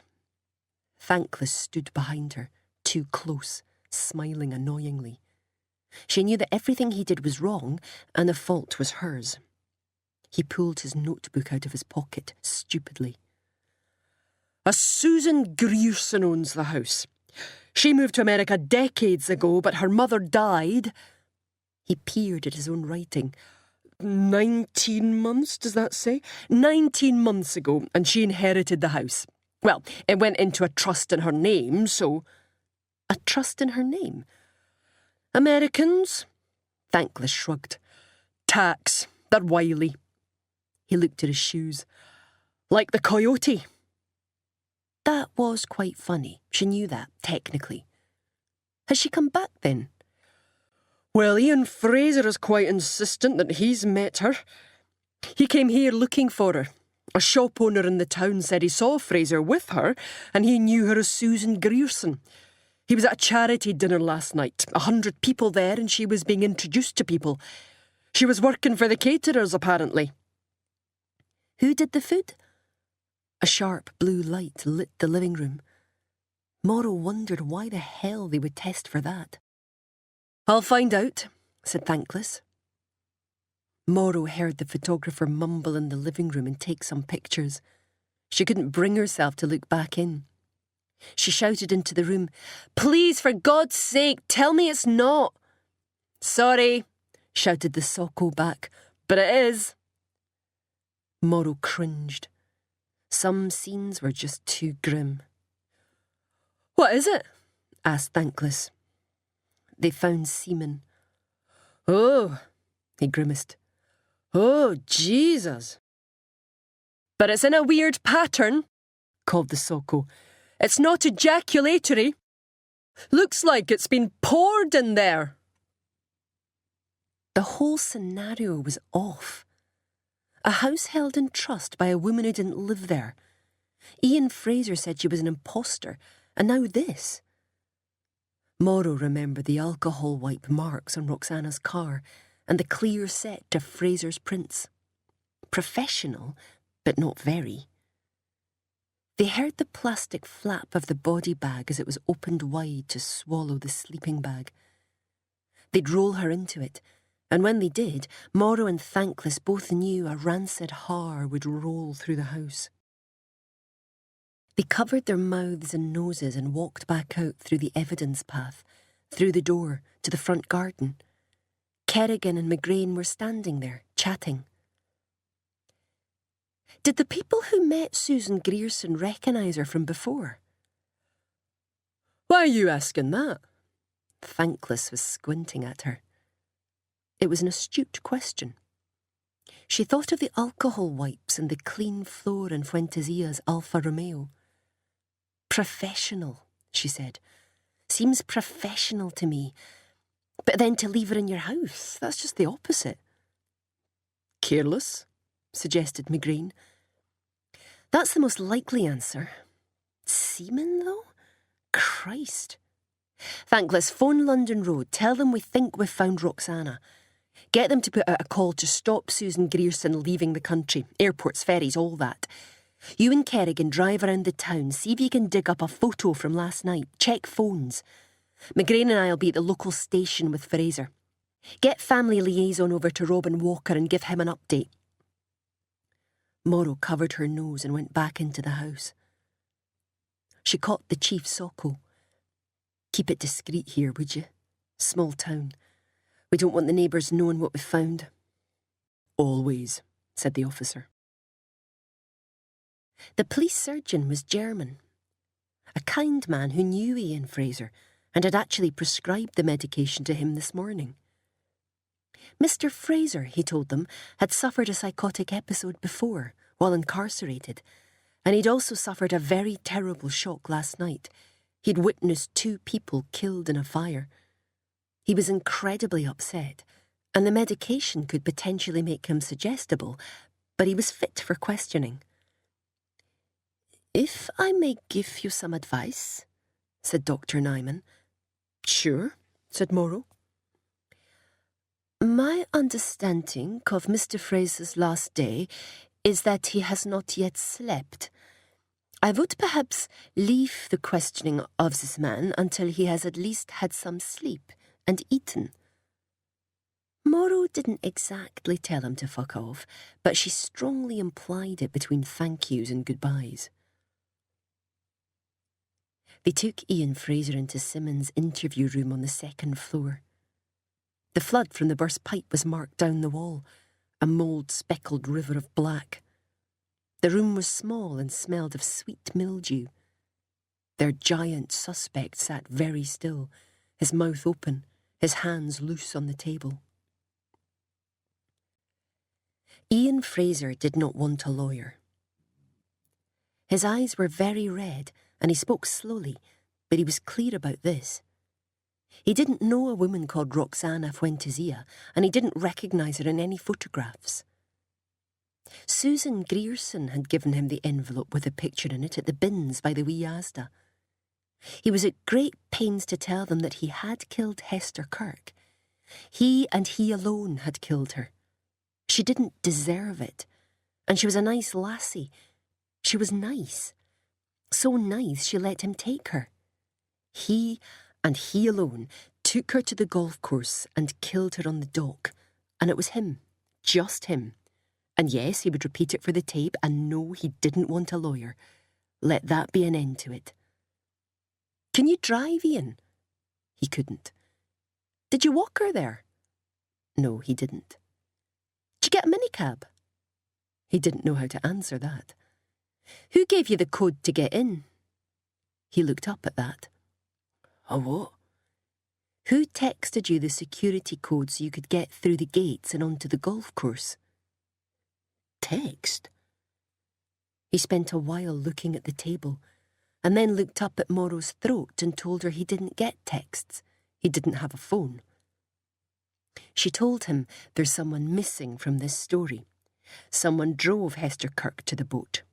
Andrew Cole texted someone the security code to get into the golf course in a van. So there's someone missing from your story. Can you tell us who it is? He shook his head, frowning at the table. Andrew, he said. Andrew texted it. Do you know Andrew? Andrew Cole. Andrew Cole was in shots. Andrew texted someone the security code. We're quite sure he did. Why? Fraser was hurt by that for some reason. He said he'd thought Andrew Cole was like a kid or something. Mr. Cole likes to come over as quite helpless, doesn't he? Fraser looked up at Morrow, suddenly coherent and clear-eyed, but he didn't speak. I'm not convinced Mr. Cole is an innocent. He flashed her a wry smile. Who is? She smiled back. We found your fingerprints on a bag of cocaine in Roxana Fuentesilla's car, Mr. Fraser. He wasn't even agitated by that, but shrugged lazily, as if it wasn't true, but he couldn't be bothered arguing. Morrow wanted to shout over the table at him, order him to give a fuck, but he didn't. She could see he didn't. And it wasn't just the medication. We found a body in Susan Grierson's house. A woman. Can you tell me anything about that? He didn't react beyond lifting an eyebrow. She wasn't sure he'd heard her. Mr. Fraser, we found another woman dead, zipped up in a sleeping bag in that house you were at today. Did you kill her too? No. Who do you think did? Susan. Why do you think that, Mr. Fraser? I don't think she's Susan. Who do you think she is? He shrugged. Thinking back, dunno. She said she was Susan, but I don't know. Why would you doubt it? She's different. In what way? He thought about that for a long moment. Exploiting. He rolled a hand slowly as if he was hoping more words would come, but they didn't. Were you in Roxana's car? An Alfa Romeo car, black? He shook his head. Did you touch a Waitrose freezer bag of cocaine? He frowned at her, asked her to say it again. A blue Waitrose freezer bag full of cocaine. It had bits of Jaffa cakes in it. Did you touch one of those? He thought about it for a moment, staring at the table, and then, as if he'd never heard a funnier joke in his life, he huffed small laughs to himself. Jaffas? He laughed. The fucking Waitrose. He couldn't be brought back to the conversation then. He kept saying the supermarket name over and over, snorting sleepily to himself. Whatever she asked him, he kept coming back to Jaffa cakes and Waitrose. Morrow called Thankless and Kerrigan in. Take him to Glasgow, keep a close eye. I don't know if Mr. Fraser's very well. She was turning to leave when he sat upright and spoke to her. Barrett, he said. Morrow turned to him. Mark Barrett? Coming home tomorrow. 7:15 a.m. from Barcelona into Prestwick. He'll tell them about the fire. Tell them who. He'll tell what? The fire. Murray and... He wilted, face down into the cradle of his arms, muttering, It wasn't me. Make Barrett tell Annie and Eunice. Morrow watched him for a moment, heard him snuffle, and realised that he was asleep. Simmons was waiting outside the interview room. She was delighted when Morrow told her that there was a connection between the dead woman in the loch and the fire at the Sailor's Rest. You'll be working with us then, she said, because I am seriously stretched here. It would have been better manners to pretend she was pleased for another reason, glad of the insight and skills Morrow's team would bring, or anything other than having less to do herself. Do you know a woman called Susan Grierson? No. Lives up at Sutherland Crescent. I don't know many people who live in Sutherland Crescent, D.I. Morrow. Is it her house the body was found in? Yeah. We're looking for her, but there's no sign. She worked for the company that did the cooking for the charity dinner last night. The Paddle Cafe? I know them. They'll tell us where she is if they know. Ian says she gave him this photo. Morrow showed her the picture of Roxana. Simmons looked at it. Oh yeah, there he is. Who? Him. Simmons touched the man in shorts in the photo. He owns the Paddle Cafe. This was taken a while ago, though. The man on the left was holding up a medal on a ribbon that hung around his neck. Morrow looked closer at it. It was a medal for the London Marathon. Chapter 33. Boyd hadn't come in until after the lunchtime rush, and it was fine. They'd done the washing up, taken the deliveries, served lunch, and the leftover quiche from last night had sold. He couldn't have been more pleased. He promised them an extra 20 quid in their wage packets and sent them both home an hour early. He was wiping the countertop with a cloth, smiling at a 4-toothed toddler hanging over his mother's shoulder, when he heard, Boyd Fraser? They looked like debt collectors, the man and woman blocking his exit by standing at the break in the counter. Are you Boyd Fraser? I am. Can I help you? We're from Police Scotland. Can we talk to you through the back for a moment? Can't you talk to me here? It's quite a serious matter. Shit. The sniff. It was the fucking sniff. Of course. Please, do come through. He took them through the kitchen to the back office, but when they got to the door, he realised that they wouldn't fit. They had to shuffle back in single file to the kitchen. We can sit here. He patted the edge of the steel kitchen table, asking the part-time cook, Moira, will we be in your way? He was never that polite, but he was trying to come over as a good bloke. Moira went along with it. Oh, you're lovely there, she said warmly, though they never really spoke to each other like that. It was just for the benefit of the strangers. Boyd dragged the office chair into the kitchen and was asking Moira about the foldaway scents they kept in the lockup, But the blonde woman stopped him. "We don't really need to sit down. This is quite urgent. Could you stop?" Fussing, she'd be going to say. He was fussing. "Sorry." He stood still, nodding Moira away into the cafe. She was only waiting for trays of brownies to come out of the oven anyway. "OK, Mr. Fraser, do you know a woman called Susan Grierson?"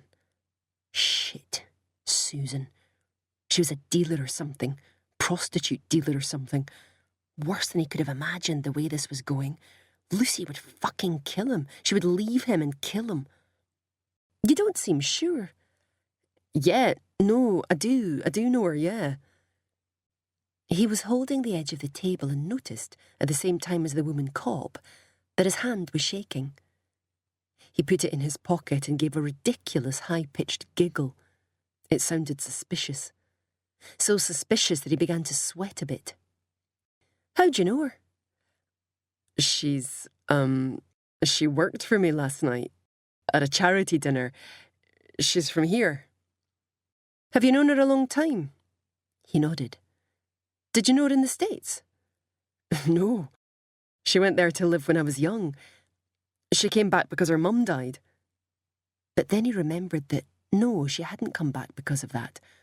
Her mum was dead, but that was... Lucy said it was a while ago. No, her mum... she came back." "When did you meet her again?" 2 days ago." "Did she say why she was back?" "She told me her mum died, and I sort of assumed that's why she was back. But actually that wasn't why she was back. But I don't know if she said that to me." "How did you find out that it wasn't why she came back? Did she tell you some other reason?" This was good. They were interested in Susan, not him. God knows what else she'd been up to. "No, she didn't. She said she was back because her mum died, but my wife said that old Mrs. Grierson, died a couple of years ago. So I suppose that's not why she was back." 2 days ago? That was the first time you met her again? "Yes." "How did you meet her?" So he told them the story about her being in here, them seeing each other by accident. "Did you recognise her immediately?" "Yeah, she said she was Susan and I recognised her." "She said she was Susan?" "Yeah, and I recognised her." "Did you recognise her before she said her name?" Odd question. He cast his mind back. "No." "Did she approach you?" Yes." "Have you been to her house in Sutherland Crescent?" Lucy didn't know he had been there. Did it matter? She would have wanted to know about the inside of the house for Sarah Houghton. But they were the police, and lying to the police was stupid. He hadn't really done anything. I did. Last night." "What for?" Boyd licked his lips and looked through to the cafe. "Just, had a drink or something. It was after the charity dinner. We were celebrating. Drink and so on, He was pleased with his answer. Honest, but giving nothing away. But the cop wasn't listening anymore. She was looking around the kitchen, nosy and not hiding it the way a polite person would. The man caught his eye and smiled as if this was a normal thing. "We'd like to ask you about a photograph, sir." The woman carried on nosing around, even bending her knees to look under a shelf of dry goods, for fuck's sake. The man held a photo up to him. "Yeah, me and Sanjay," he said, enjoying seeing him again. "What? Is this about Sanjay?" The woman reached across and her finger landed, gentle as a fly, on Sanjay's girlfriend's face. "Who's this?" "Sanjay's girlfriend at the time." The man asked. "Who's Sanjay?" "Sanjay Hassan. We worked together in London. He was a trainee solicitor then, he's qualified now. We worked for a catering company together. Events." The woman asked, "How well do you know her?" Relieved, he smiled. Oh, look, I don't know her. I met her at the end of the marathon with Sanjay. They split up after a few dates. She had 2 kids. The man said, Roxana Fuentesilla. Roxana, that's right. I remember now. Roxy, he called her. What's going on? The policeman looked at the policewoman as if he didn't know what else he should ask. She was staring at the row of plastic tubs on the dry goods shelf. She nudged the man and pointed at one of the tubs. The plastic on the lid was cloudy, scratched from being washed and reused. It had baking soda written on it in black felt pen. Is Sanjay okay? Can I open that? She asked. Of course. She put on latex gloves and peeled the lid back. On the flat white surface sat a bubble of blue. Someone had shoved a blue plastic bag in there. What is it? He asked. The police officers looked at each other and asked Boyd if he had any tinfoil. Of course. Trying to be helpful, Boyd reached under the sink and hoisted out a big tinfoil roll onto the table. What do you want me to do with it? They were quite insistent that they'd do it themselves, and the man put on latex gloves as well. Then they rolled out a length of the foil on the table, and she pinched the bubble and lifted it out of the baking soda. It was a mobile, a Samsung, quite new. What's that doing there? Asked Boyd, and then realised it was a stupid question. It was his kitchen in his cafe. The cops eyed a conversation at each other. Boyd could tell it wasn't favourable to him. That's not my phone. The woman flattened the freezer bag against the phone and turned it on. She went into her own pocket, took out a clunky work phone and called a number. The phone in the freezer bag lit up. Whose phone is it? The woman cop hung up her own phone. It belongs to the woman in the photograph of you and Sanjay. Sanjay's ex-girlfriend? He laughed again, not sounding like a dick this time, just incredulous. Sanjay's ex? What? Mr. Fraser, I'm afraid we'll have to ask you to come with us. And we're shutting the cafe down for a thorough search. Why? This woman has just been found dead in Susan Grierson's house. They shut the cafe down. Moira ushered all the customers out with her lunches packed up to go. She took the tray of brownies out and set them on a mesh tray to cool. As a final, dutiful gesture, she phoned Lucy at the house, told her to come down because the police were here questioning Boyd. Then Moira left, glad to get out but rubbernecking through the window as she passed it. The cops told him he had the right to remain silent and other things. Boyd didn't really listen because it was just a mix-up. Minutes later, the double buggy came through the door. Boyd saw that William had just woken up and looked cross and startled. He looked up and Lucy caught his eye. She had the same look on her face. The cops wouldn't let them speak to each other. Then 2 other cops came, a bald man and a snaggle-toothed woman, and they took Boyd away. Chapter 34. Morrow and McGrain looked through the cafe, in the cupboards, in the toilets, behind the counter displays. They stood in a chair to check the high-up shelves. 3 yellow olive oil drums were lined up on a shelf. They were empty, but brought a splash of vibrant yellow and green to the room. McGrain lifted each one in turn and shook. The 3rd one had something in it. He brought it down and they lifted off the lid.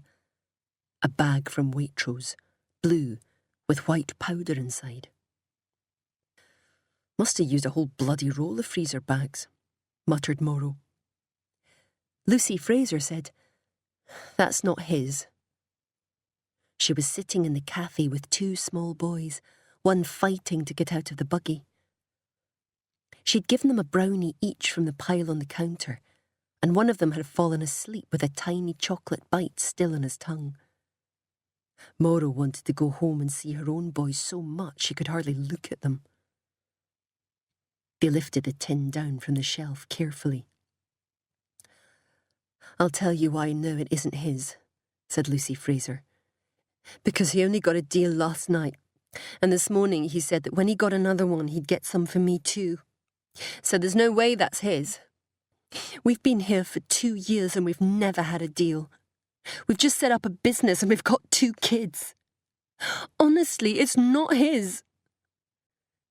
She looked slumped, miserable and sad, but Mauro could tell she had no idea that they were investigating a murder. Mauro should tell her. It wasn't a chore she was relishing. "McGrain, go to the car and get one of the big production bags." He put the oil drum on the floor and left through the door to the street. "Really?" said Lucy Fraser, staring miserably at the drum. "That's not his." Mauro looked sceptical. "I know," said Lucy. "Husband lies to wife. Hardly front-page news, is it? But it isn't. He said he didn't have any." Her voice trailed away at the end, and when she spoke again it sounded very faint. "I know I sound like an idiot, here with my kids looking absolutely knackered, but I know what sort of shit he is, and he isn't a holdout shit." Lucy and Mauro smiled at each other, not warmly, just an acknowledgement that they were both there and both human. "Lucy, I think I should tell you. Look," Lucy steeled herself. "Boyd didn't come home last night. He didn't get in till very late. We used to take Sniff a lot in London, just for fun, but we haven't done it for ages, and I know the signs, and I know when he has and he hasn't." "What time did he get in?" "About 4:30. Where was he?" McGrain was passing by outside the window, reaching for the door. "I think he was out fucking some waitress." Lucy Fraser's chin buckled. "He's pretty restless at the moment." The door opened. McGrain came in and the moment was gone. Lucy went back to tend to the boys in the buggy. McGrain opened the production bag and held it wide. Mauro lifted the tin very carefully and put it inside the bag. "Fill the label out and put it in the car, would you?" McGrain took the production bag out and Mauro waited for the door to fall shut. "Lucy, you need to know that this investigation isn't about a deal. 2 women have been killed. We don't think Boyd did it, but there are a lot of confusing coincidences. Too many coincidences for it to be chance." Lucy's face had turned grey. She stood up, her mouth slack, eyes open wide. "What can I do?" she murmured. "Tell me the truth?" Lucy nodded at Mauro's stomach. "Which waitress do you think it was?" "Susan Grierson, I think. This morning he flinched when her name came up. He was coming down this morning, so he was all sort of twitchy and exaggerated. He was trying to be nice." She smiled miserably. "Out of character." Mauro nodded. "Other than last night, has he been out late?" "No. The most he does alone is go for a run, but that's usually tea time or lunchtime and only for half an hour. Other than that, he's here or home." 2 days ago, Tuesday morning at 5:30, where was he?" "Asleep next to me," said Lucy. Mauro believed her. No one by the name of Susan Grierson had tried to leave the country. Thankless had found a photograph of the woman. He had been asking in a butcher's shop on the square, and a customer behind him volunteered the series of photos of the dinner dance that she'd taken on her phone. She'd let him skim through until they found one with a woman in the background that everyone agreed was Susan Grierson. Thankless got her to text it to him. They stood in Simmons' office and looked at it. Susan Grierson was tall. She was slim. She had a long nose and grey hair cut in a sharp bob. "Print that," said Morrow, and went off to use the phone. The fire investigation team had set up camp at one of the desks and were swanning about with great purpose. Boyd Fraser had given her Sanjay Hassan's mobile number. He picked up at the third ring. Hassan was walking in a very noisy street. When he heard that his friend Boyd was in custody, he did them the favour of not going down into Holborn tube station, but staying on the phone. Morrow messaged him the photo from the envelope in Ian Fraser's back pocket, and he called her back. That was the day of the London Marathon, he shouted over the noise of buses rumbling past. He had run it for the last 3 years as well, and beat that time. Morrow thought he'd been cut off. "Sorry? Beat that time?" "My time," he shouted. "My time is better now. On the marathon." "Oh, your marathon time." "Yes, my time." She asked him if he could possibly keep speaking to her but go somewhere quiet so that she could hear him properly. He said he could. An abrupt change in atmosphere and soft background music told her he was in a shop. "I'm in a shop," he shouted. "OK, Mr. Hassan, the woman in the photo, what can you tell me about her?" "That's an ex of mine, Roxana Fuentesilla. She had kids." "Where did you meet her?" "Oh, God, I don't know. Brown's, maybe? I worked as a waiter then, part-time, for money while I was training. I think it was Brown's. We only went out a couple of times. She was Spanish." "Did Boyd know her?" "No." He seemed quite sure. "Who would be able to get a copy of that photo? Didn't Boyd have that on his cafe's website or something?" "Did he?" "Still does, I think, doesn't he? He asked me what I thought of his website, and well, I don't really like that picture. He beat me that year and he looks really smug. I'm sure he put it up to piss me off. My time's better now. I don't think Boyd even runs anymore." Morrow could hear a shop assistant whispering to ask if he wanted to try that on. "Have you seen her since?" "What do you mean?" "You haven't bumped into each other or been at the same parties or anything?" He didn't know what to say to her. "Have you ever been to London? It's pretty big." Chapter 35. Boyd had been sitting on the concrete bench for 40 minutes. Each time he shut his eyes to blink, he expected the world to be different when he opened them. It never was. A dead woman found at Susan's. Boyd only met Roxana once. Sanjay didn't talk about her much, and then she was history. She had kids. They were young blokes. Boyd was honestly more startled to hear that Sanjay's ex had been in Helensburgh than that she was found dead in Susan's house.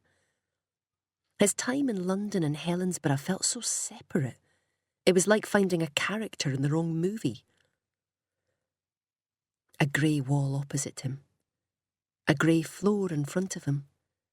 Heat sapping cold under his buttocks. He leaned forward again, folding the thin mattress under his bum and sitting on that. He had been alternating for 30 minutes between sweating into the rubberised plastic and freezing his balls off on the bare concrete. He shut his eyes. Question him. They needed to question him about a murdered woman. Lucy didn't know how serious it was when they took him away. She thought Boyd got caught for getting a deal. He could see she blamed him. His mother's angry voice came into his head. "Speak clearly, don't mumble, stay calm, don't lie." Fucking useless advice in this context.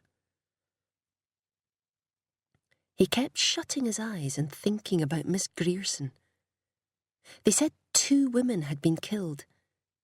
She was the only woman he could imagine might be missing, the only woman he felt guilty about.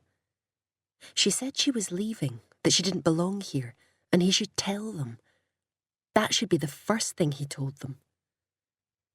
Less than 12 hours ago, she stood in the doorway to her garden, watching him leave, a reassuring lack of affection and warmth in her expression as she said goodnight, see you later, formulaic phrases that promised nothing and asked for nothing. If she was dead, they would find traces of him all over her. Even if she'd taken a bath as soon as he left, bits of Boyd would be all over the kitchen and on the floor of the conservatory. He felt sick at the memory of the conservatory. Why did they do that there, on a dirty floor? The house had bedrooms. But he knew why.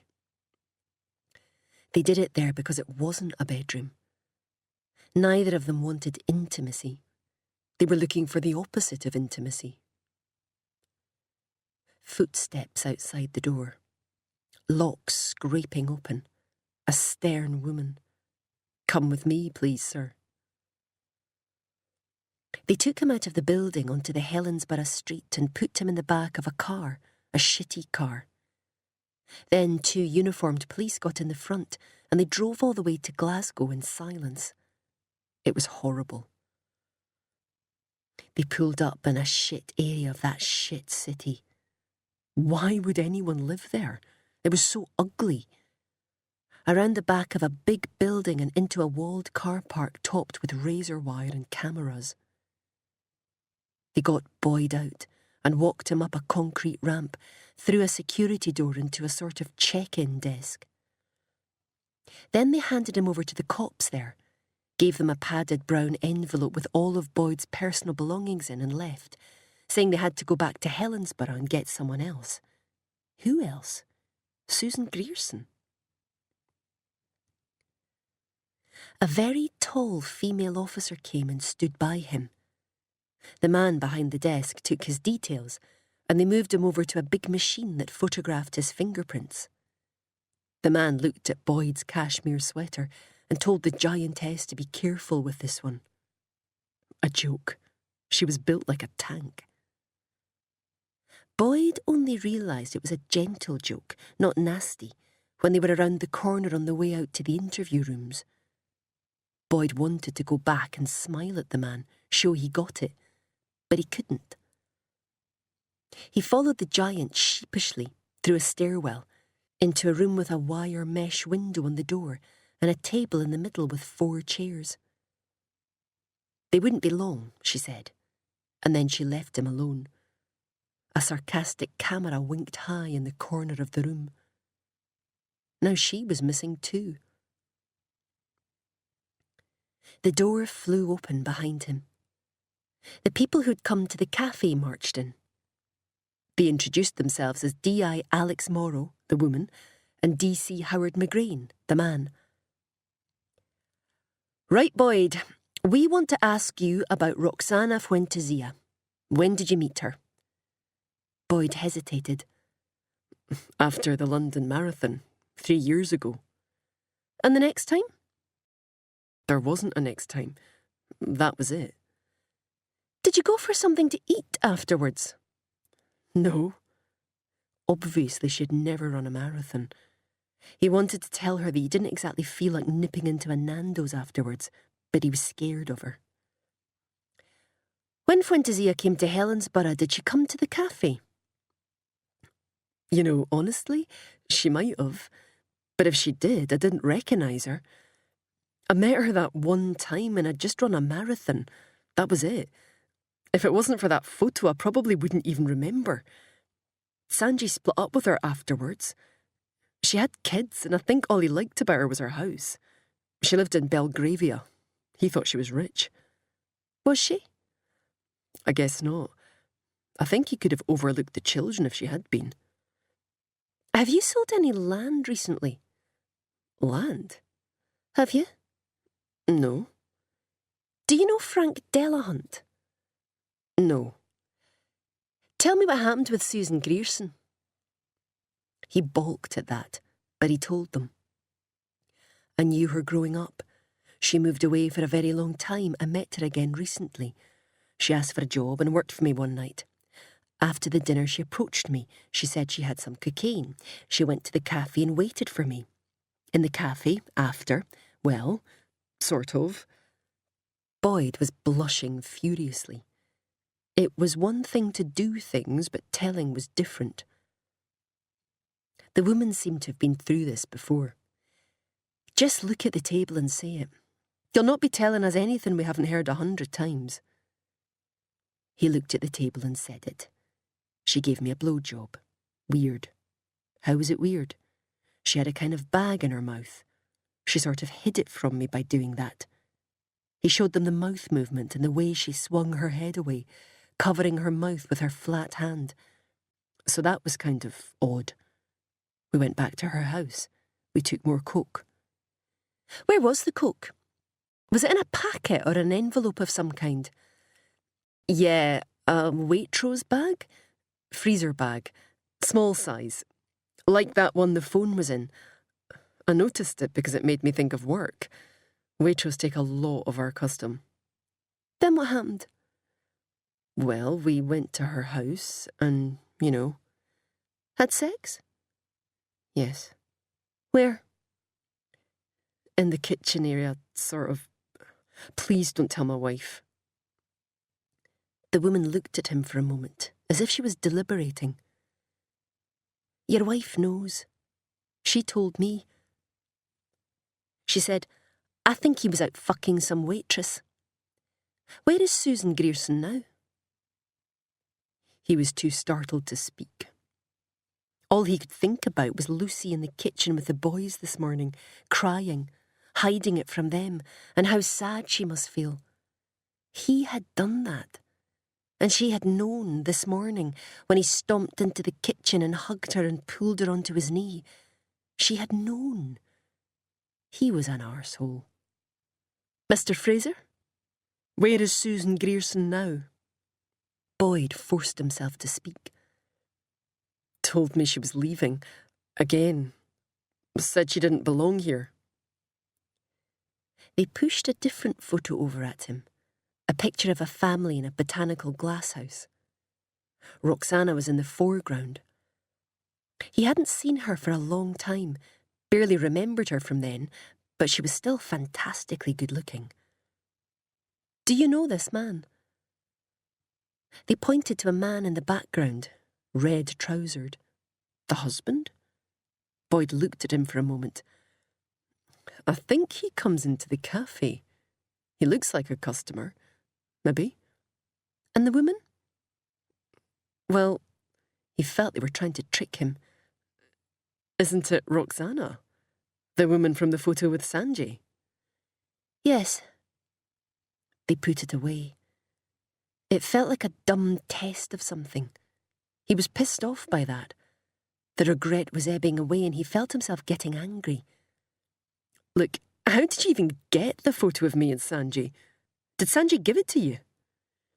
You put that photo up on the cafe website, didn't you? Oh God, they were right. He had put it up there as a finger to Sanjay. Well, not really a finger, but more of a goading gesture, when it was obvious he was never coming up to visit. The picture we found is very low res, said the man. We think it's a print from the website image. The woman was looking at her notes, and Boyd suddenly thought, fuck this. Can I go home? They ignored him. She looked up. What's your relationship to Ian Fraser? Boyd shook his head. Sorry, who? Ian Fraser, a man from Helensburgh. I don't know him. He has the same surname as you and he lives in Helensburgh. She didn't know the town. Boyd explained patiently that there were two different Fraser families in Helensburgh. There had been a split in the family a generation back. His father's sister converted to Catholicism. Their father was a minister and Boyd's father was a minister, and the two sides didn't really talk to each other. Colquhoun and Lawnmore Frasers, they were known. It felt odd explaining small-town family politics to a stranger in a Glasgow police station. It was more of a tea and scones conversation piece. So Ian Fraser's your cousin? Cold crept over Boyd's shoulders. He had the sensation of the ground moving under him. I suppose, technically. The woman's phone buzzed in her pocket and she took it out, looked at it, and left the room to take the call. They were so fucking rude. When she came back in, she was agitated and in a hurry to get away. That'll be all for now, Mr. Fraser. We're going to go and talk to some people, but we'd like you to stay here with us. We'll come back to you in an hour or so, okay? Anything, he said, not feeling gracious at all, wanting to cause a fuss and get out. Really, anything that helps. They escorted him downstairs to the check-in desk and the man in the shirt sleeves. Boyd tried to smile at him, the smile he meant to give when he made the joke about the big woman being wary of him. The man smiled back pleasantly, but Boyd didn't think he remembered. A buzzer rang behind the desk, chiming with a bell in a distant concrete corridor. The shirt-sleeved man leaned down and spoke into an intercom. What is it? Cup of tea? Sugar? Sit tight, mate, and we'll get that to you. It was the cousin. They'd gone back to Helensburgh for him. The Colquhoun Frasers, tainted by Rome, the non-elect. Chapter 36. Robin Walker had phoned Morrow. The kids were missing. They set off for school after Morrow and McGrain left the house this morning. Robin had been waiting for them to come home at the usual time, ready to tell them the terrible news about their mother.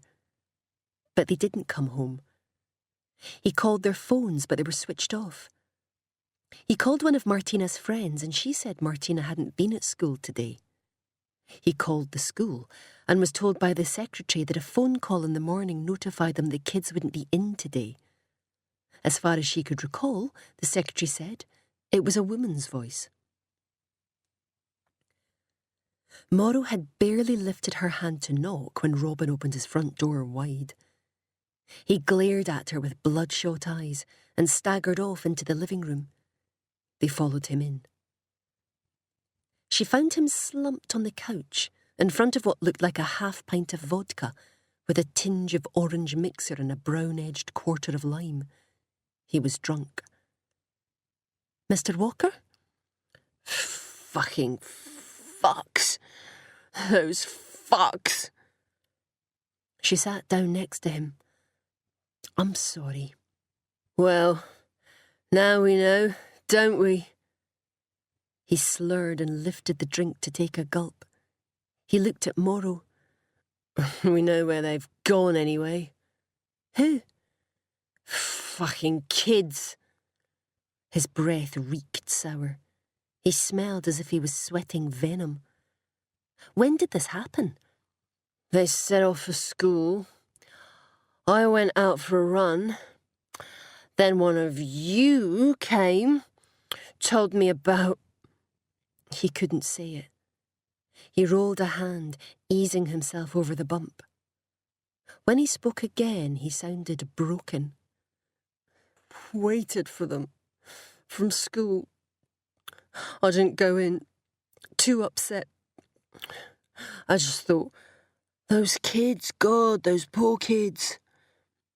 And all the time I'm not thinking, my Roxana, you know?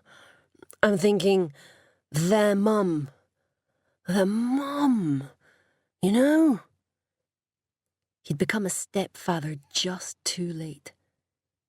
He took another drink, cringing as he swallowed, not enjoying it. They hadn't been in. I checked their rooms, everything gone. Their stuff gone, and their passports, every fucking thing gone. Set up to look as if fucking assholes. They could have been kidnapped. Bollocks. He stood up unsteadily, staggered sideways 2 steps, corrected himself, and fell forwards through the door to the hall. Come!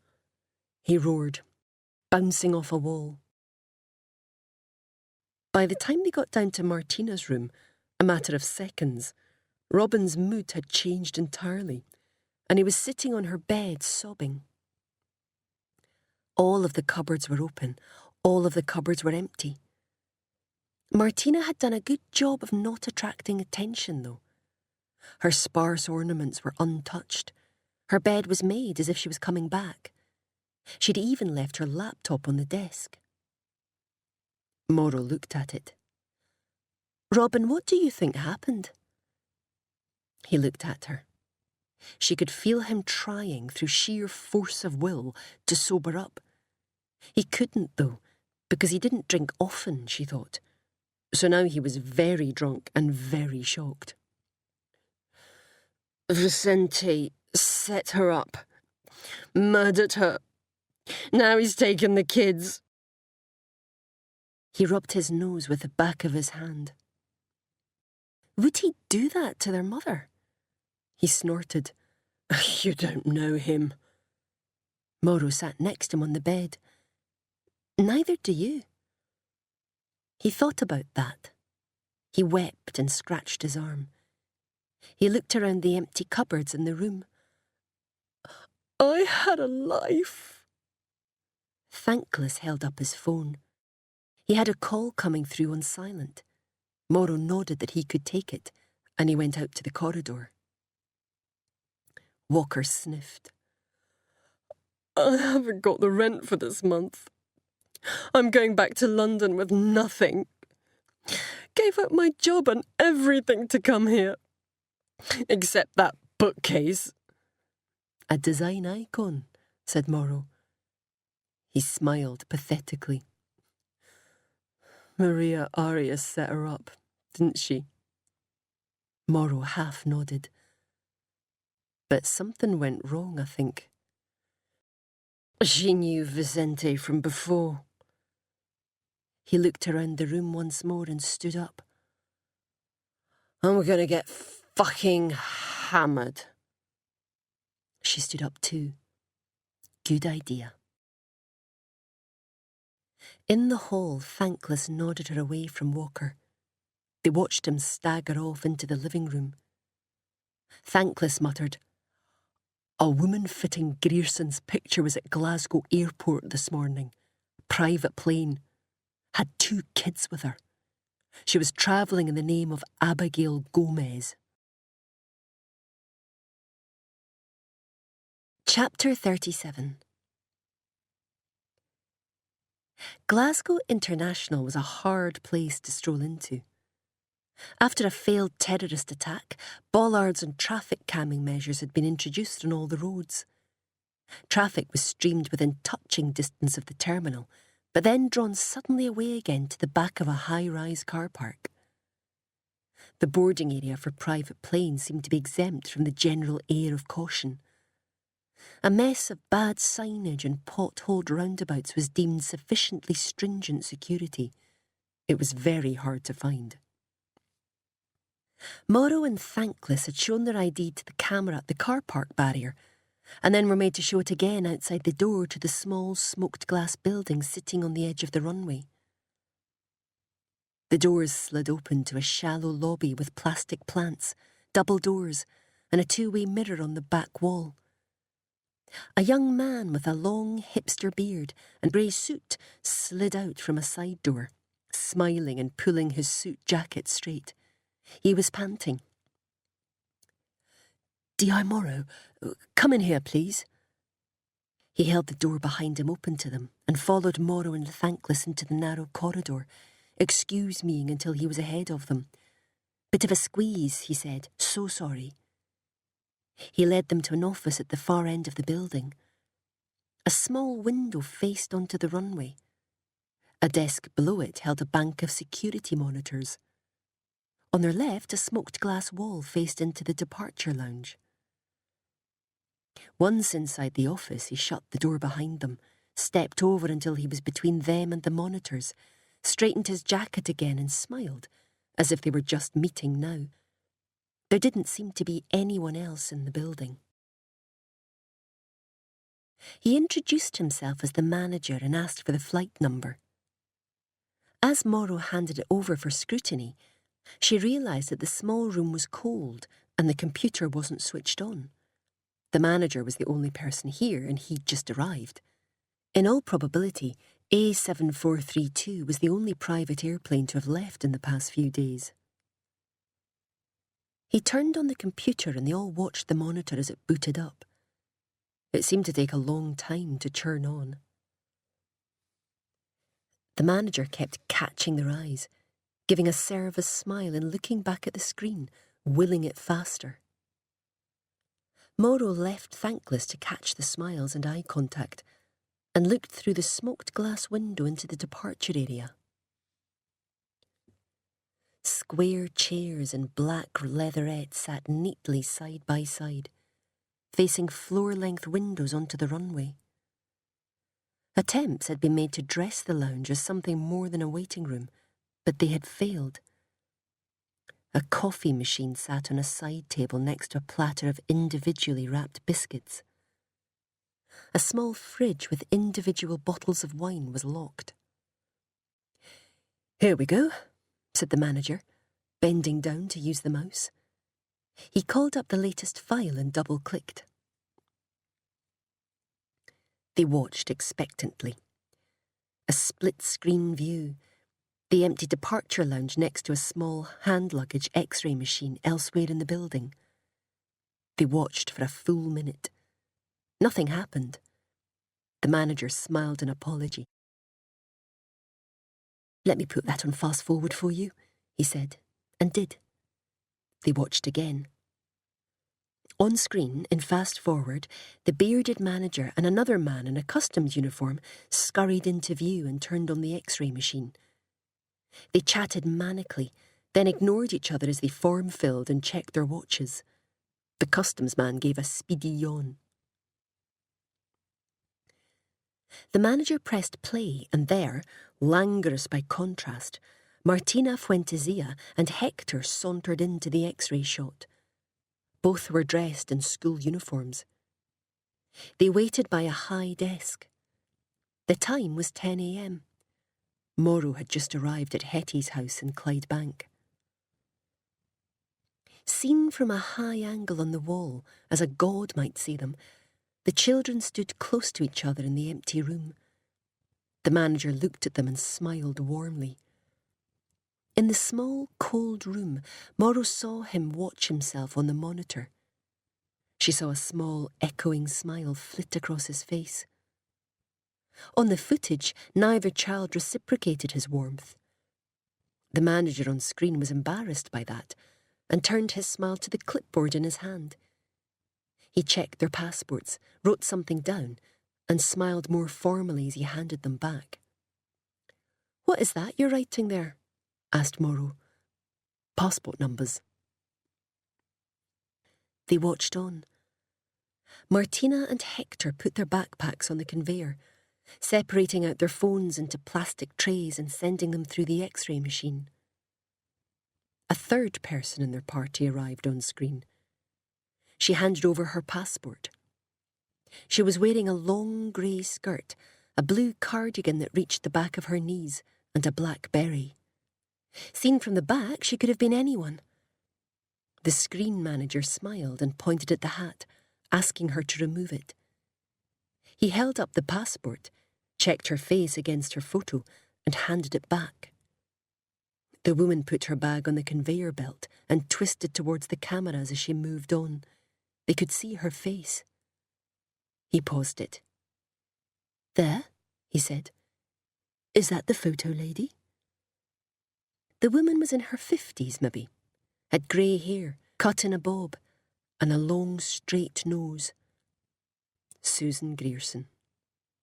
"It is," said Morrow, aware that he was looking for an acknowledgement. "Well spotted." Satiated, he nodded. "She's using a different name." "Seems to be. Can we see your passenger records for these people?" "Of course." He minimised the footage file and opened the passenger record. Theirs was the only plane to leave that day, and there were 3 people on board: Martina and Hector Fuentesilla, and a woman named Abigail Gomez. Gomez was travelling on a US passport, but was resident in Ecuador. Can you check for this passport number coming in during the past week or so? He said he would, but she didn't think he would find it. Gomez would have needed a visa to get into the country. She would have come in as someone else. The private plane's flight record showed that the party had already landed in London City Airport. They had a connection booked on a commercial flight to Miami from City. They were travelling first class and had an onward connection to Guayaquil in Ecuador. Did they make that connection? The manager checked a further file. They were presently on their way to Miami. What time did they land in Miami? Just under an hour. End of CD 8. CD 9. Chapter 38. She emphasised that it was urgent, but had been waiting on hold for 8 minutes. Now DCC Hughes was asking her for information that was available in the notes he had in front of him. "Look, sir," she said, "we need the warrant right now or they can't detain her at Miami." Where was Fuentesilla found? In the house of a woman called Susan Grierson.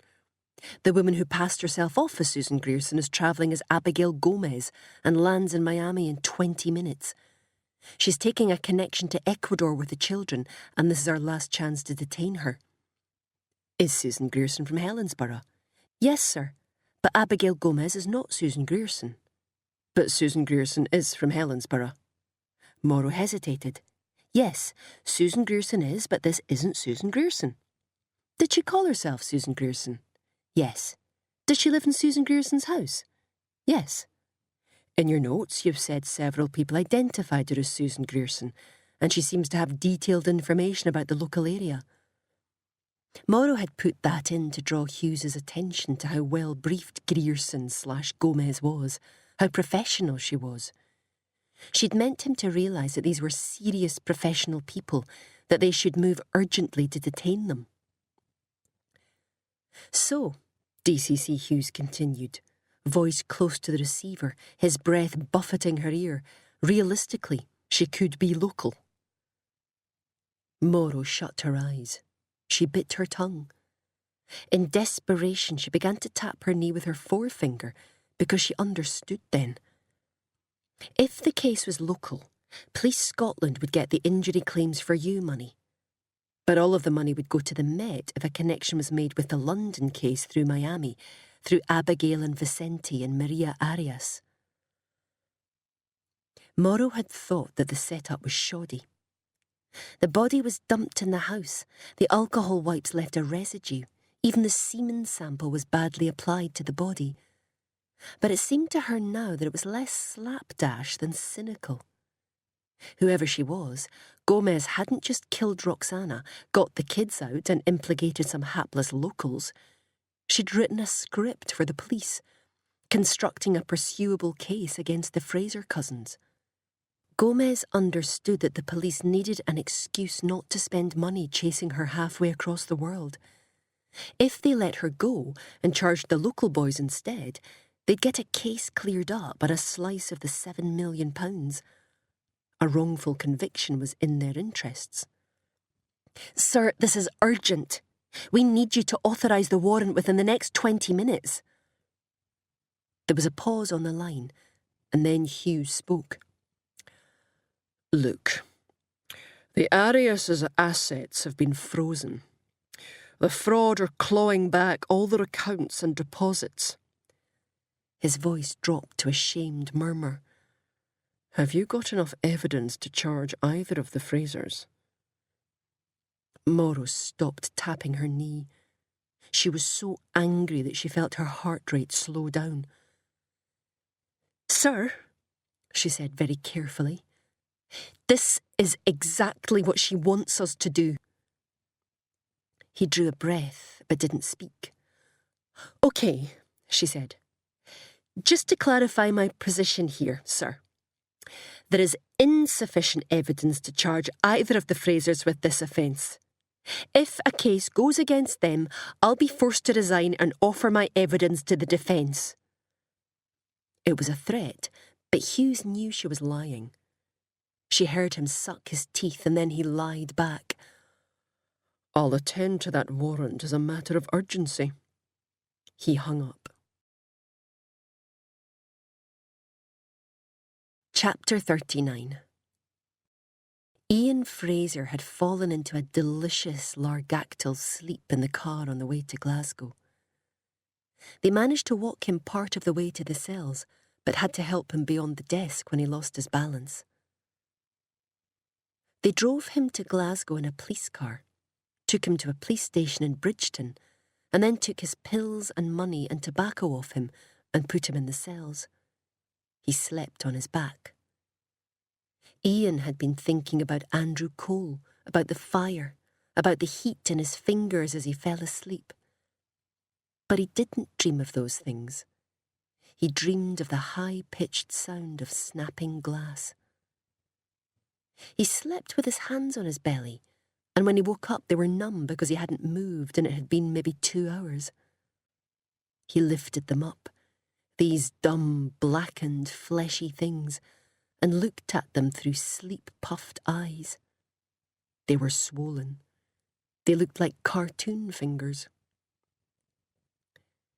He rang for a cup of tea and asked for sugar. He didn't usually take it, but he was hungry now. They didn't let you smoke in cells anymore. It was torture. He should have asked for a patch. He waited and waited. He could hear people outside being attended to and processed. He could feel her, sitting in his chest, heavy. She was waiting inside him. A solid, heavy lump of a thing. But they were at peace now. They weren't fighting each other anymore. They were just looking for a way out of this together. A door opened. A man gave him a plastic yellow plate, IKEA stamped underneath, and a cheese sandwich on it. Ian ate the sandwich and drank tea, not hot tea, but strong. He was used to taking what he was given. Prison made you used to that. A man, the same man, came for him and brought him out of the cells into the lobby of the holding cells, and 2 cops he hadn't seen before took him upstairs. They sat him down and asked him if he was all right. Maybe he wanted to wash his face. He was awful dirty. Nah.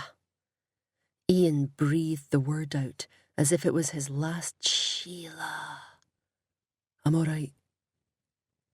The lady cop and the man, the ones from Susan's house, sat down. No thanks. He didn't want a lawyer. Ian rubbed his face hard. It felt grainy. He said the word grainy and looked at his massive black hands. They had a packet of baby wipes. Would you like one? Did he answer? He was holding a baby wipe and rubbing the moist cloth on his face. It smelled of perfume and felt oily on his skin. He rubbed his hands with it, like those flannels they gave out in the curry shops. It was black and ragged now. He put it at the side of the table. Tell us about the woman from the loch. He picked her up at her house in Clydebank and she went with him. She seemed quite happy to come. Who sent you to get her? No one. Did you know her? No. Where did you get her address? Don't know. He felt her nuzzle in his chest, listening to him tell her story. She approved and he was pleased because he didn't want to make her angry again. Above all, not that. Where did you get that photograph in the envelope from? Susan Grierson gave it to me. In the envelope? Yes, in the envelope. Who is in the photograph? I don't know. Why did she give it to you? To get Andrew Cole out. She told me to tell you it came from Tommy Farmer, but it didn't. Who is Tommy Farmer? Works for Mark Barrett. Small time. Never done time. Who is Boyd Fraser? I don't know. He's from Helensburgh, isn't he? I don't know. Who is Mark Barrett? Mark Barrett gets in tomorrow at 7:15, Prestwick. Do you know Frank Delahunt? Ian didn't know anybody by that name, but it was an odd name. He mouthed it back to them. Frank Delahunt. Half fancy, half Irish. No, I don't know anyone by that name. Then he looked up. She was the absolute double of Danny McGrath, the policewoman, staring at him across the table, talking. He saw her mouth moving, grinned that she was Danny McGrath as a woman. Dimples, blonde hair, thinner face, but the same mannerisms, the same blank face and undertone of fury. She saw him looking at her. I know you, Ian said. Your face. She said, really? And he grinned and said, you look exactly like Danny McGrath. Do I? Do I look like Danny McGrath? Yes, you do. His total double, and you know what is most like Danny McGrath about you? Your stony face, the way you sit and move your hands. You're cold. And who exactly is Danny McGrath? So Ian told her. I knew him in shots. No, I didn't know him. I've seen him, but I don't know him. He's a gangster in Shotts prison, and he's a bad man. He's a blank-faced hard nut, and you wouldn't know he was coming at you until he was on you. And you look just like him. And she said, well, you've got a good eye for a man who can't even wash his own face, Mr. Fraser, because Danny McGrath's my half-brother. A slow smile rippled out from Ian's nose, crossing his face and warming him behind the ears. You, he said, you're that cop who put her own brother in prison. He's not in prison because of me. He's in prison because he was convicted of conspiracy to murder. She was as cold as her brother. Her voice never even wavered as she said it. You've no loyalty, said Ian. You don't know who you were belonging to.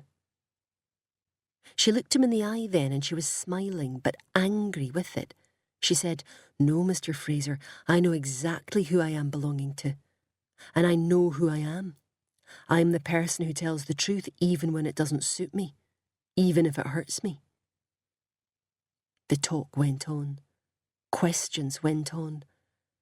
Eyebrows rose, asking questions of him, but all Ian could see was this woman in front of him who looked like Danny McGrath, but tried to tell the truth. All he could think was what a sublime thing it would be to stop lying. He saw her standing in front of fires in pubs, standing in Laney's Hall, taking orders from Barrett. She was staring at him, at Ian. She asked another question. Ian opened his mouth, and out came the truth. Mark Barrett gave the orders. I killed her at the loch, and I'm sorry. Andrew Cole lent us his boat. Tommy drove the van, and Tommy started the fire at the Sailors' Rest that killed Leanne and Murray. No, I don't need a lawyer.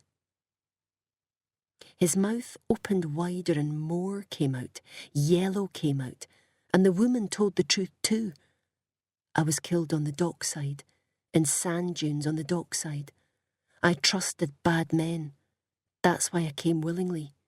These are bad men. No, Ian, the honest woman said, leaning close to him. Hester Kirk came with you because she was blackmailing someone. She thought you were going to give her a payoff. That's why she came with you. A payoff? It was about money. She thought you were going to give her money. A payoff. That was why she waited so patiently. That was why she didn't try to run or talk them out of it. That was why she walked with them from the van through the high dunes of yellow, yellow sand. She wasn't a martyr. She didn't say Sheila. She didn't go into his chest to teach him anything. Ian felt his chest, but she was gone. Ian spoke to her but heard nothing. She'd never been there. There was nothing in him. He knew something was coming. His vision was framed with a jagged, bright white light. With a terrible sense of urgency, he pleaded with her, "Tell them, will you?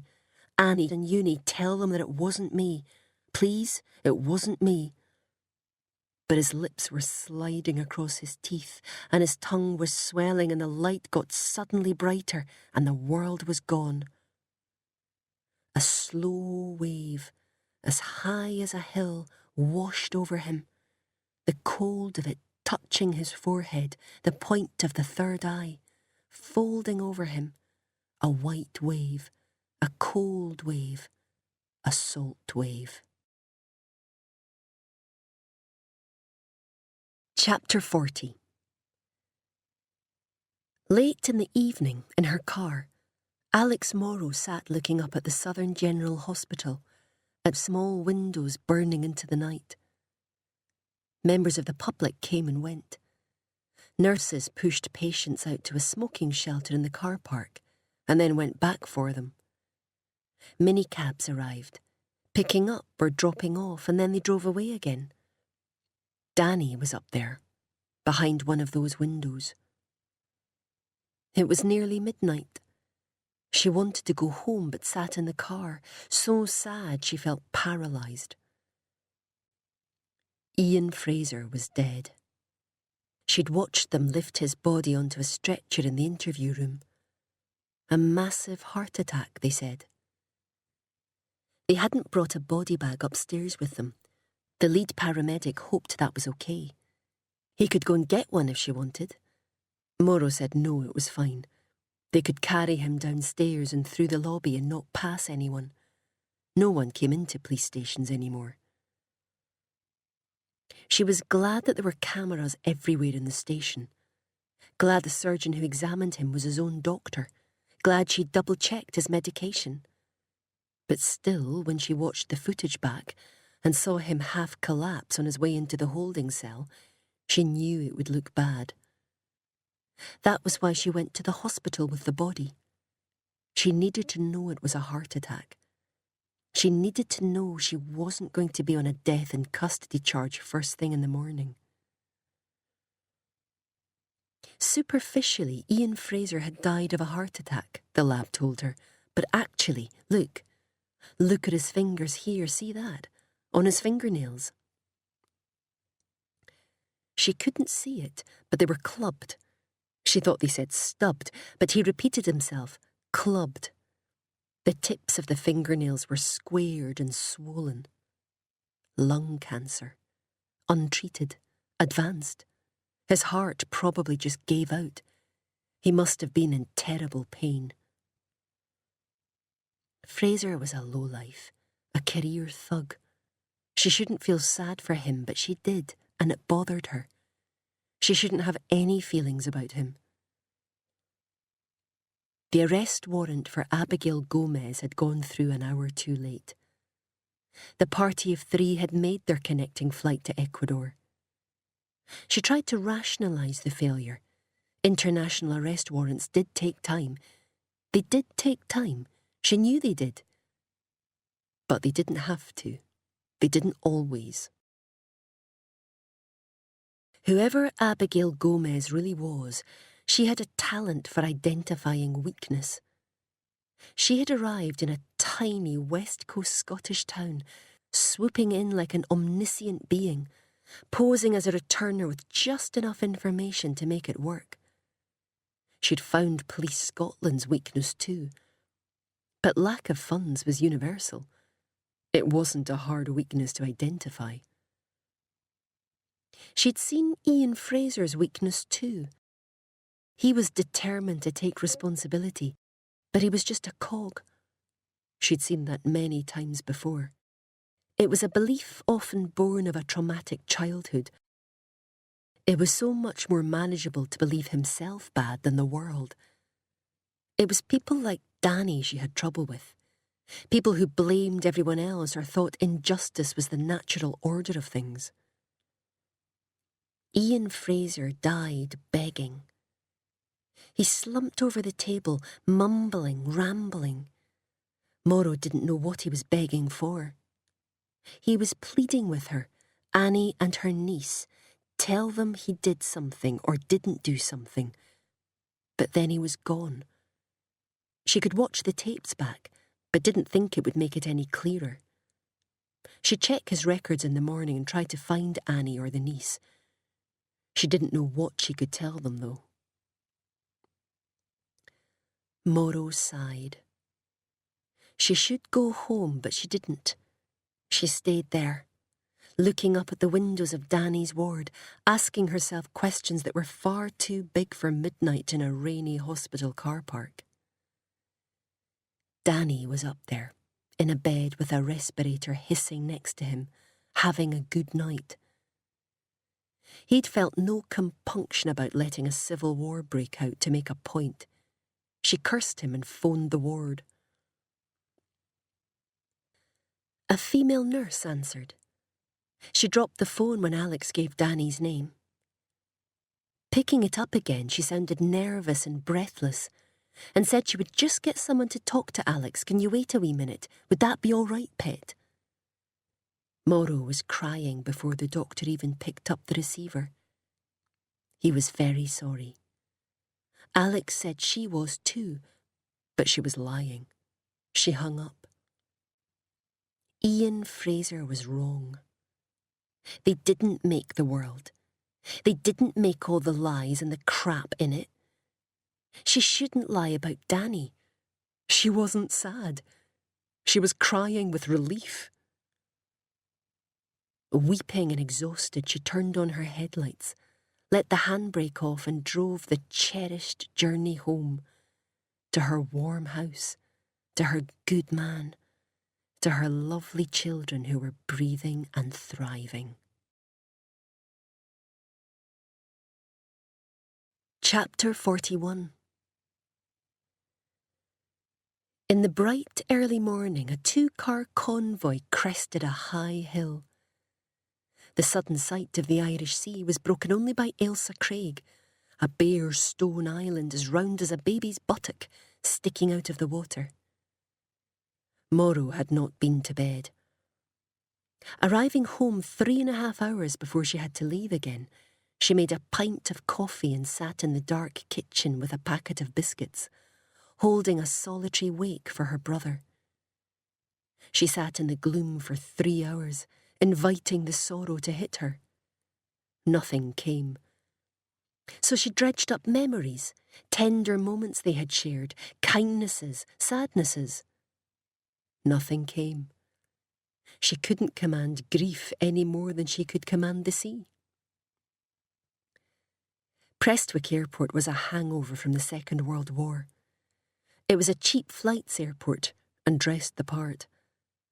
An advertising hoarding on the roundabout ordered drivers to fly to Rome for £9. The footbridges and outside wall of the train station advertised discounted airfares, car hire and hotels.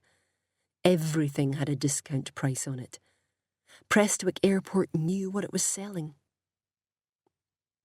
They parked in Short Stay, 100 yards from the entrance, and walked, hunched against a bitter wind, into the lobby.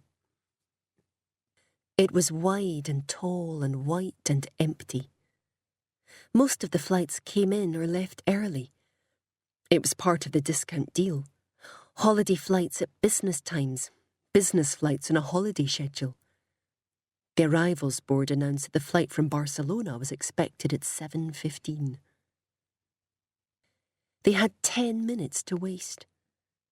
Morrow ordered the DCs to sit down on the chairs, and they did. McGrain sat with her. She had come team-handed in case Barrett had heavies with him. It was quiet in the lobby. No one lingered.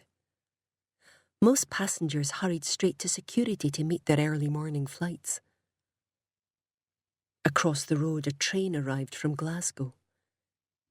The passengers crossed the footbridge and took the long escalator down, deposited luggage at the airline desk and scurried to the ordered queue for security. Within a few minutes, check-in printouts read, passports checked, they were swallowed by the security door and the lobby was clear again. Morrow gradually became aware of a man in her peripheral vision. He was reading a copy of the Times, notable for not taking one of the plentiful empty chairs. She imagined he would be picking up a daughter, she guessed, back from gap-year travels, playing at poverty, but always with a nice house and her benign father's credit card to fall back on if it didn't work out. But then she noticed his red trousers. It was Frank Delahunt. McGrain had noticed them too. Ma'am? Yeah, I know, she muttered. Sit back. They waited, sitting still, doing nothing but sweating. Delahunt was behind them. He could spot them at any time. She thought he was there for Barrett, but couldn't be sure until she saw them together. The arrivals board announced that the Barcelona flight had landed.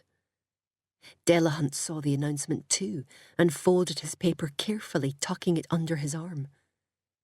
He wandered across their path to the double doors marked no entry or re-entry.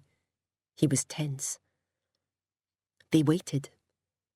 Finally the double doors opened and a lone woman came through. Dressed in peach cotton and silver strappy sandals, she was ready for dinner on a Spanish beach and looked tired and pissed off to be back. Behind her, through the closing swing doors, a throng of people gathered around the luggage carousel, adjusting their dress after a cramped 2-hour flight. Delahunt shifted his weight to see through the crack in the doors. He was nervous. He wasn't expected and had come on his own initiative. Let's move, she muttered, waving her officers up and over to the building exit so that Barrett wouldn't see them the moment he stepped through the doors. A man with his history would have an eye for Polis. Not that he'd need second sight to place the guys she had with her. Even in plain clothes they all looked police. Too neat, notably conformist. They stood in a clump between the exits to the car park and the check-in desks. Morrow told 2 of them to face away and pretend they were checking their phones while she watched over their shoulders. The Barcelona passengers began to trickle through the doors. Delahunt moved out of the way of the trolleys and the crowds. And there he was. Mark Barrett came through the doors, small and broad-shouldered. His skin was white as dough, making him look as if he'd never left Scotland in his life.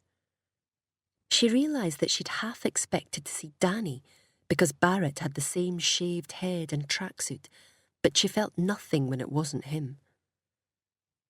Barrett was pulling a small, wheeled suitcase. It was incongruously feminine, had a tapestry pattern of an Alsatian dog on the front. He spotted Delahunt and stopped. Surprised and angry to see him, he walked over. Delahunt spoke to Barrett's shoulder.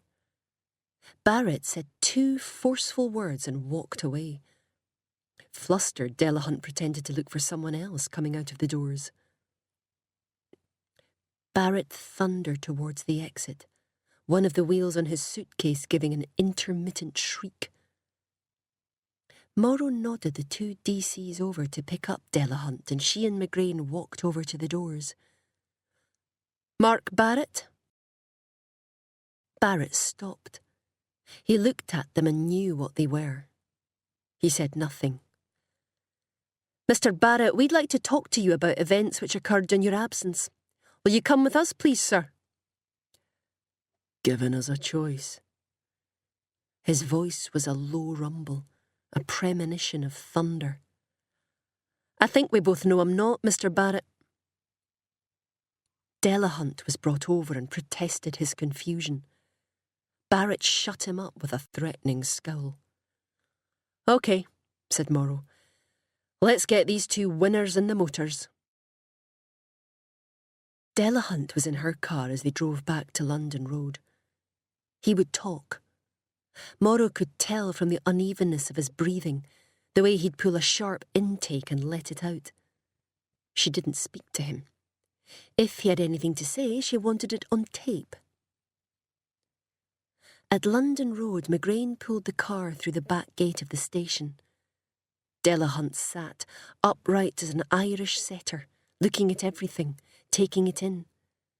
The other car arrived and Barrett slid past in profile, expressionless. They took them in through the back bar, left the desk sergeant, Mike, to do the paperwork, and took Delahunt straight upstairs to an interview room. Barrett's lawyer was called and on his way. They booked him into another interview room but told him they would have to book his suitcase because it was too big.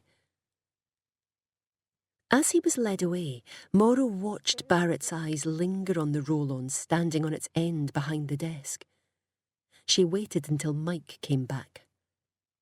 "That," she said to the suitcase, "has got something in it." Mike stared at it. They couldn't get into it without a warrant. To get a warrant, they needed cause. To get cause, they needed Barrett to say something, but he wouldn't. They weren't going to get into the suitcase. Mike looked at her. "I could do with a hand, ma'am, if you could put that in the storage area for me." Morrow didn't know what he meant. "I mean, you can give it a good feel, you know? Like a Christmas present." He was clever, Mike. Always had an eye for the limits of regulations. Morrow crouched down and felt the outside of the suitcase. It was cloth-covered.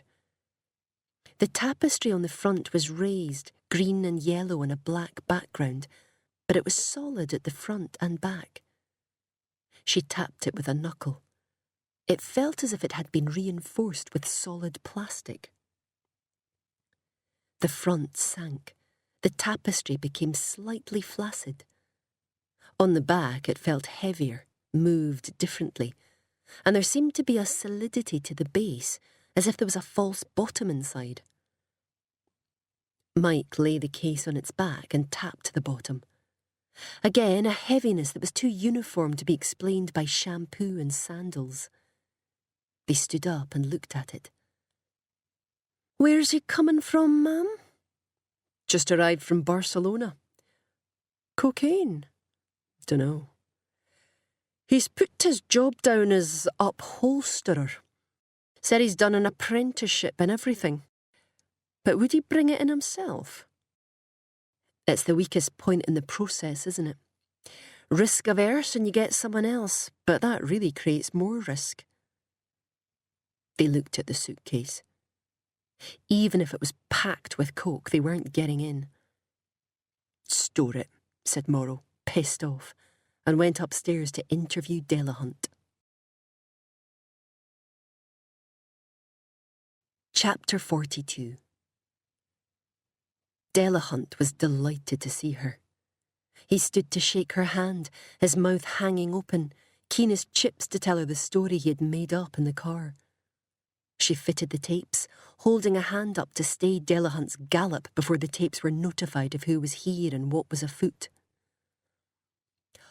"OK, now, Francis Delahunt, can you tell me, in your own words, what you were doing at Prestwick Airport this morning?" She spoke slowly, trying to counter his excitement and make him slow down. "So, yes," he began, holding his breath and looking at the floor. "I was at the airport to wait for a friend when I happened to see Mark Barrett." "Name?" "Name? Of your friend? We'll check flight records for your friend." "Ah," thinking on his feet. "See, the thing is, Frank!" Delahunt looked at the table.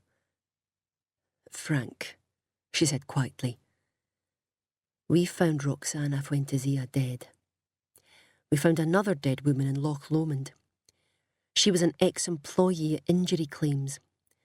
The man who killed her worked for Mark Barrett. This is really serious now, do you understand?" Shocked, he jerked a nod. "She's dead?" "This is really serious. You're looking at serious jail time here." "Roxana's dead?" "Strangled with wire."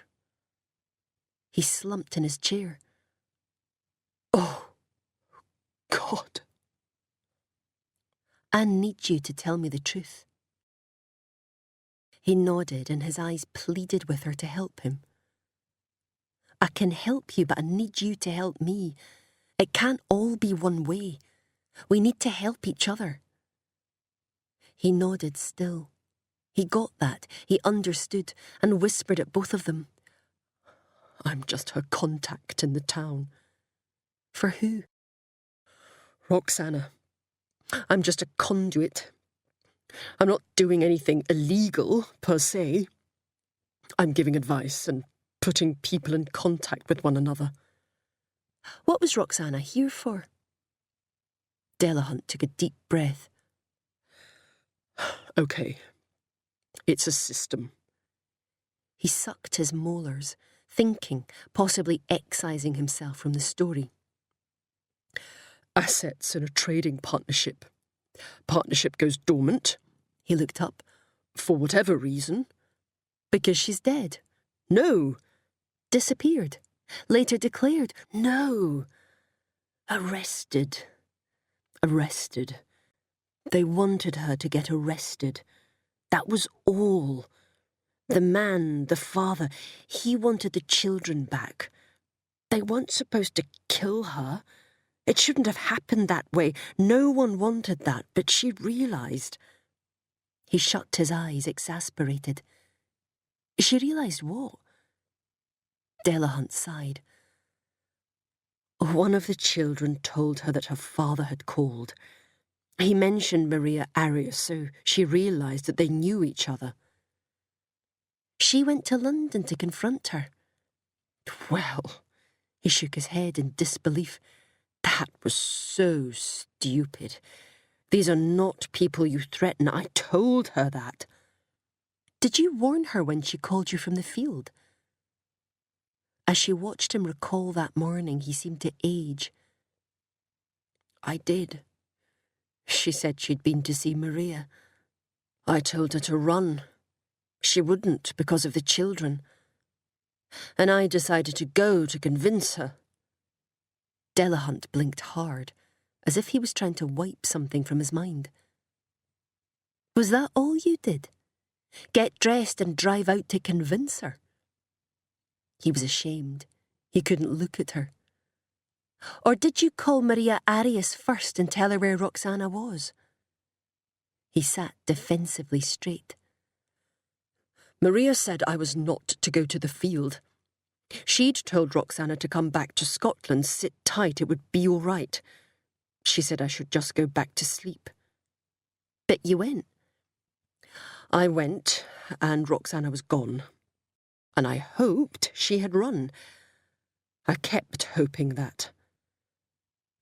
He looked up, needful of approval or at least understanding. Well, said Morrow coldly, she didn't run. Who killed her? I don't know. I don't know anything about it.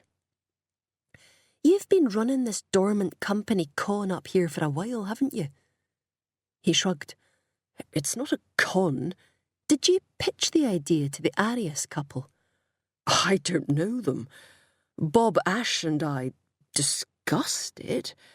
We know each other from the Helensburgh Yacht Club. We just discussed it, that was all. You can't charge people with discussing things. It was a lawyer's excuse. Who paid you? Mr. Ash? Delahunt smirked. I wasn't paid anything. Did Roxana pay you? I told you, I wasn't paid. He was pleased with himself. Morrow could feel a knee tap coming on. They hadn't paid you yet? No. They stared at each other for a moment. Were you given, she spoke very carefully, some consideration in kind for the services you provided? Delahunt smiled warmly. No. You see, they didn't pay me. The deal was that injury claims gave me a very favourable mortgage. On your house? I thought the housing market was about to collapse out there. The polls all predict a no vote. It'll pick up again. And my house has been in my family for 4 generations. The upkeep is very expensive, and with the crash, I am afraid I invested rather... And the mortgage came from injury claims for you? Yes, he said smugly. It was just a straightforward mortgage on the house. And a condition of the contract was that when the partnership became dormant, the mortgage would be vitiated. The fraud would claw every penny back, and that would include Delahunt's house. Morrow didn't tell him. She wanted to savour it. OK, Frank, do you know Susan Grierson? His smile faded. What? He couldn't seem to follow what was going on suddenly. Susan Grierson. Do you know her? He shook his head. I knew her? When? He shook his head at the table. When she was alive, I knew her. Why are you asking me about that? Is Susan Grierson not alive? Susan died a year ago. She lived in America. She hadn't been in Helensburgh for decades. Why on earth are you asking about Susan? How did she die? Breast cancer. She'd lived on Long Island for years. She married Walter Ash, Bob's son. They've got kids. When the cancer... They moved to Miami for treatment. Walter and the kids are still there. Bob Ash, who owned injury claims for you. Susan Grierson was his daughter-in-law. Yes, he retired there, actually. Did Susan's name come up on something?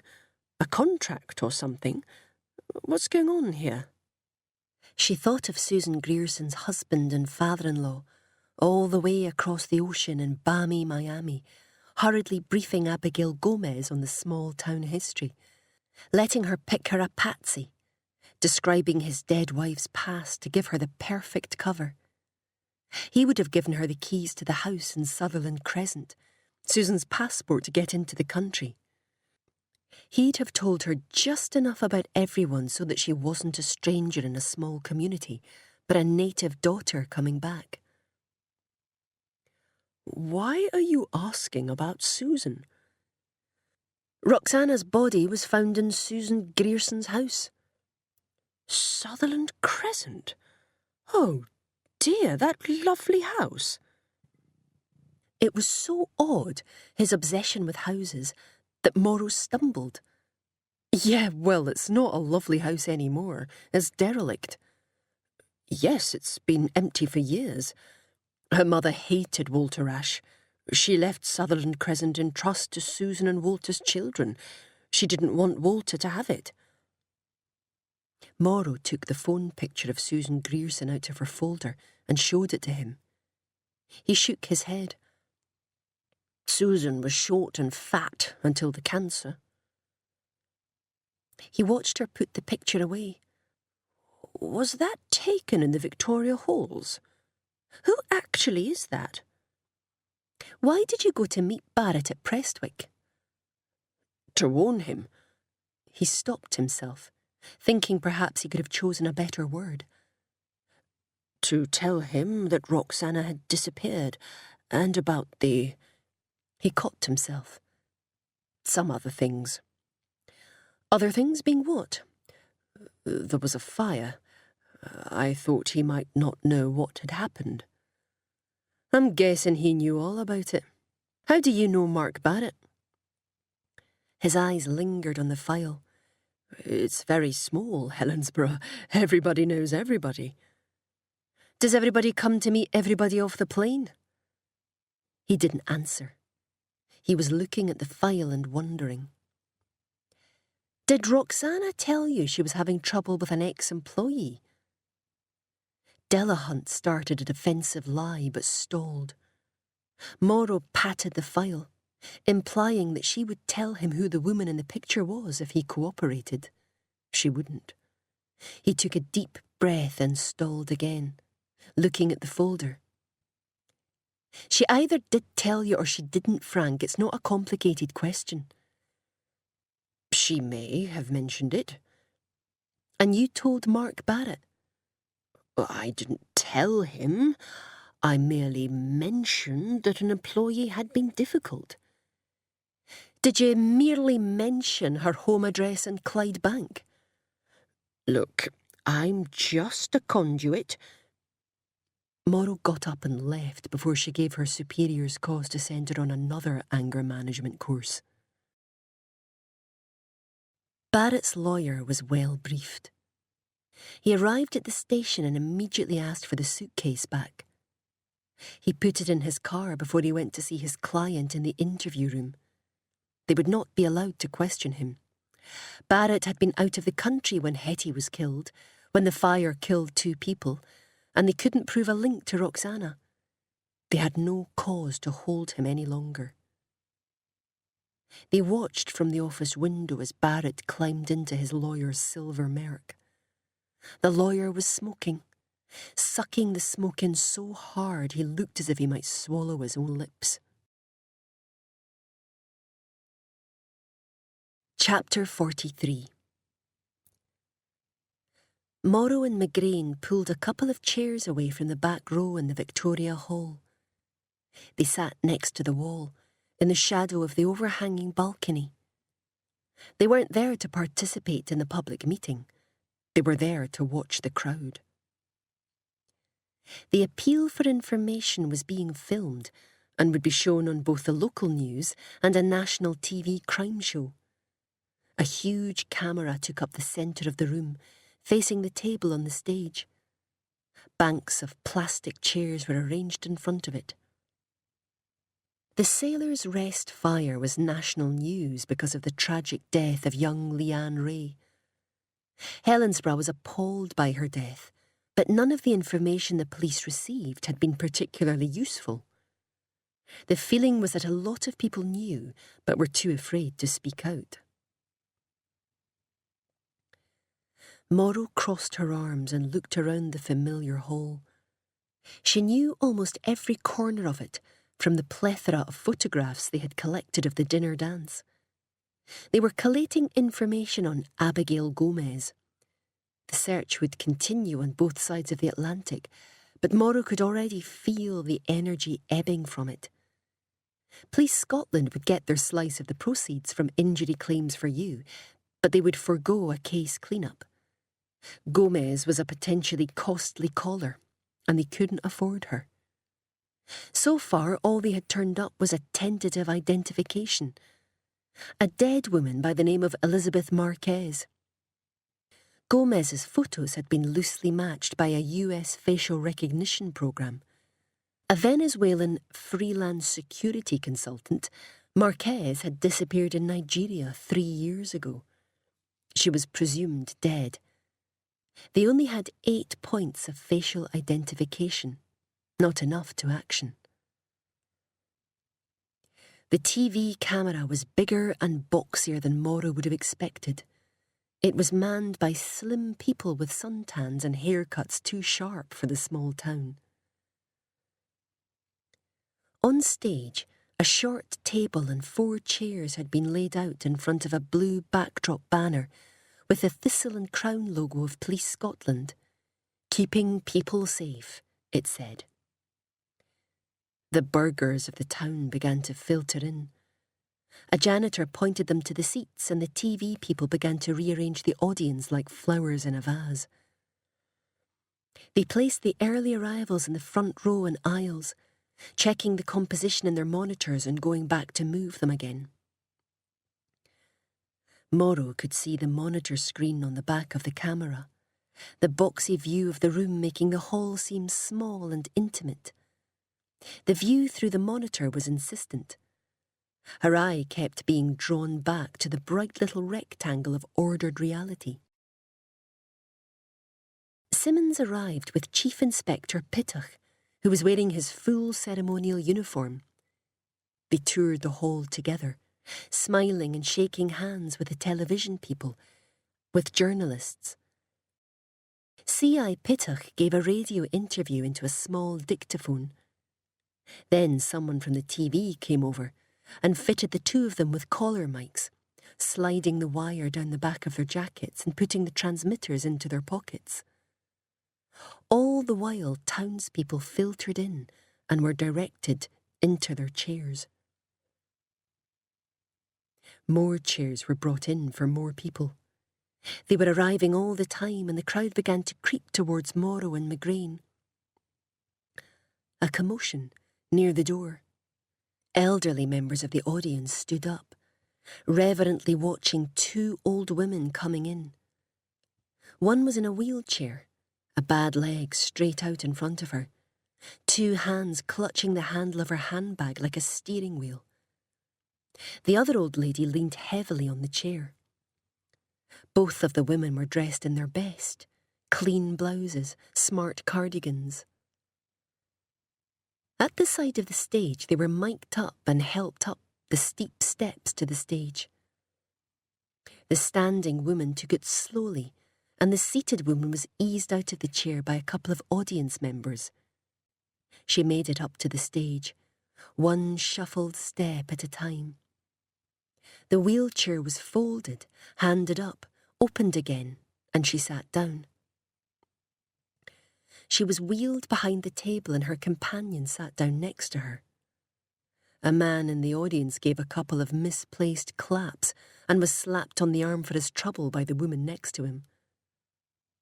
Still the town was arriving. The pensioners had come good and early, but now the rest of the town were streaming through the doors. Men in work clothes, women hurrying as if they had just shed children in the car park, a woman with an NHS badge nodding to almost everybody. 3 young men came in together, all wearing yes badges and carrying handfuls of referendum literature. A ripple of annoyance ran across the hall. They weren't going to, were they? Not here, for goodness sake. But they weren't. They sat down by the door, just canvassers on a break. Frank Delahunt arrived alone and was ignored by everyone. He sat down next to an elderly couple. They took his proffered hand and shook it, but resented having to do so. He wasn't liked, and Morrow knew he'd been told that he was losing his house. Police Scotland were going to auction it. Boyd Fraser came in, still wearing his chef whites. He must have come from next door. He'd been out of custody for 4 days, but he looked shaken. His wife, Lucy, held his hand tightly, her jaw clenched, her attention on his every step. She was worried for him, and he was grateful for her. The room stiffened suddenly. A momentary hush fell and everyone looked to the door. Mark Barrett was in the doorway. He stood with his chest out, taking the opprobrium full on. Morrow had to bite her cheek to stop herself from crying. It was the way he stood, arms out to the sides, fists balled, defiant. For a fleeting moment he had looked so much like Danny that she was afraid she would be sick. The moment passed. The chatter in the room rose again and Barrett walked into the body of the room. He wasn't alone. The 2 younger men were dressed like Barrett, in dark tracksuits, and they all had shaved heads. They looked like Barrett's apostles. One of them had very heavy eyebrows. "That's Tommy Farmer," muttered McGrain, and Morrow nodded. The trio walked around behind the camera, surveying the hall for seats. Tommy Farmer found 3 chairs together and stood by them, looking to Mark for approval, but the other guy had found a run of 4 seats, and Mark nodded and headed over to him.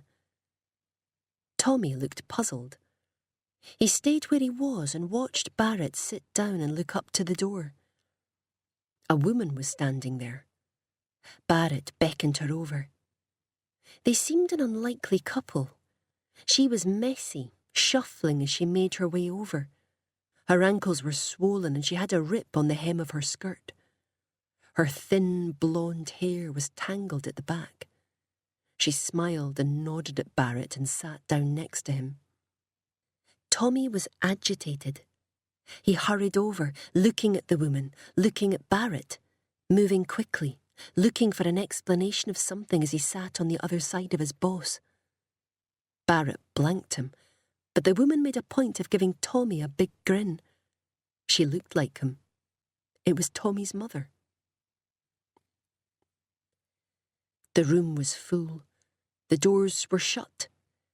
The TV directors checked their monitors. The old women on the stage flattened their hair and collars and cardigans. Simmons and her boss moved to the wings of the stage, watching for a cue. Silence fell in the room. The director looked away from the monitor and gave the police a nod. C.I. Pittock pulled his tunic straight with a firm tug at the hem, gave the audience a fleeting look of utter terror, walked to the table and sat down on the nearest chair. Simmons followed him on. She looked very comfortable. The press conference began. Pittock welcomed them and said that the devastating fire at the Sailor's Rest had been started deliberately. A local man, Murray Ray, and his young daughter, well loved in the local community, had died. Now, people knew who was responsible, and this was the time to tell the truth. It was difficult sometimes, in such a close-knit community, to tell the truth, but it was important. Pittock introduced Mrs. Eunice Ray, the lady in the wheelchair, and Annie Kilpatrick. They were Leanne's grandmothers and they wanted to read a statement. Annie and Eunice. Morrow hadn't known their names. She hadn't even mentioned Ian Fraser's stilted last words to Simmons because they made no sense. Tell them. It wasn't me. The room was silent and still. Annie Kilpatrick kept her eyes down, trembling as Eunice lifted her statement. The microphone was turned up so high to catch her faint voice that the room was filled with her breathing, the sound of her clothes brushing against each other. In the monitor screen, Morrow saw that she was holding the paper too high, obscuring her face from view. She read in a high voice. Her only son and her granddaughter, their princess, had been murdered in this fire. People in the town knew who had started it. They had a duty to come forward and tell the police. Please tell. She stopped speaking. The paper in front of her trembled. The room was so still, the mic so high, they could hear her tears drip on the paper. Eunice lowered the sheet, making herself visible again. She was weeping, looking at Annie sitting next to her. Annie was crying openly at the table, her chin on her chest. She whispered deep into the collar mic, "Our lives are over." Everyone waited for her to speak again, but she didn't. Simmons looked to her boss. C.I. Pittock hadn't expected to be called upon to speak so soon. He was startled, but took over. So, we appeal to anyone who knows anything. Come forward and help this family. In his confusion, he looked straight at Mark Barrett. Mark Barrett sat, unflinching, and looked back at him. Then he nodded, just a little. "No! Mark! No!" It was the woman next to him. She was on her feet, grabbing across Barrett, reaching for her son, Tommy. Barrett lifted an arm up and blocked her, took her shoulder and pushed her back into her seat. In the far corner of the hall, a small man raised his hand, watching Barrett's impassive face as he did. He was wearing a tracksuit too. He wanted to speak and Mark Barrett gave him a nod. Tommy Farmer started the fire. I seen him. A solitary shriek of a chair filled the room. Tommy was standing, looking at the door out. Stay! Simmons was across the stage and down the steps. Farmer! Stay there! Mark Barrett was up.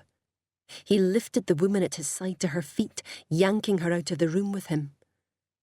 Farmer shouted after them, I never! But Simmons was at his side, taking his wrist, nodding a cop over to the man with his hand up. C.I. Pittich sat still on the stage, trying hard to remain dignified for the camera.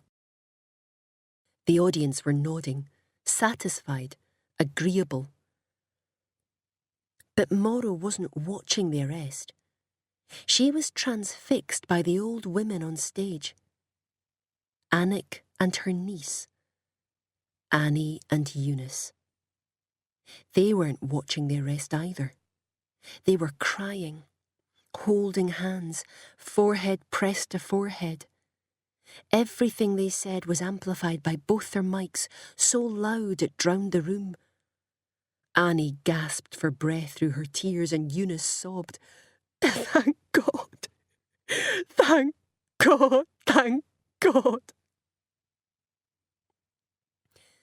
The room was a maelstrom of action. Tommy resisting arrest. The small man with his hand up being questioned. Boyd Fraser and his wife hugged in a corner. Groups of people swirled and ebbed. Lives were changed and cliffs swept away. But Morrow wasn't watching any of it. She was listening. Through the big speakers on either side of the stage surged the sound of old women crying, reaching for each other, and the rasp of blouse against mic filled the room as surely as water. That is the end of Blood, Salt, Water. It was written by Denise Mina and read by Kathleen McCarran. This has been an ISIS audiobooks presentation. Previous titles by ISIS from this author include The End of the Wasp Season, Gods and Beasts, The Red Road. For further details of our extensive catalogue of unabridged audiobooks, please call our free phone number 0800 731 5637 or visit our website www.isis-publishing.co.uk.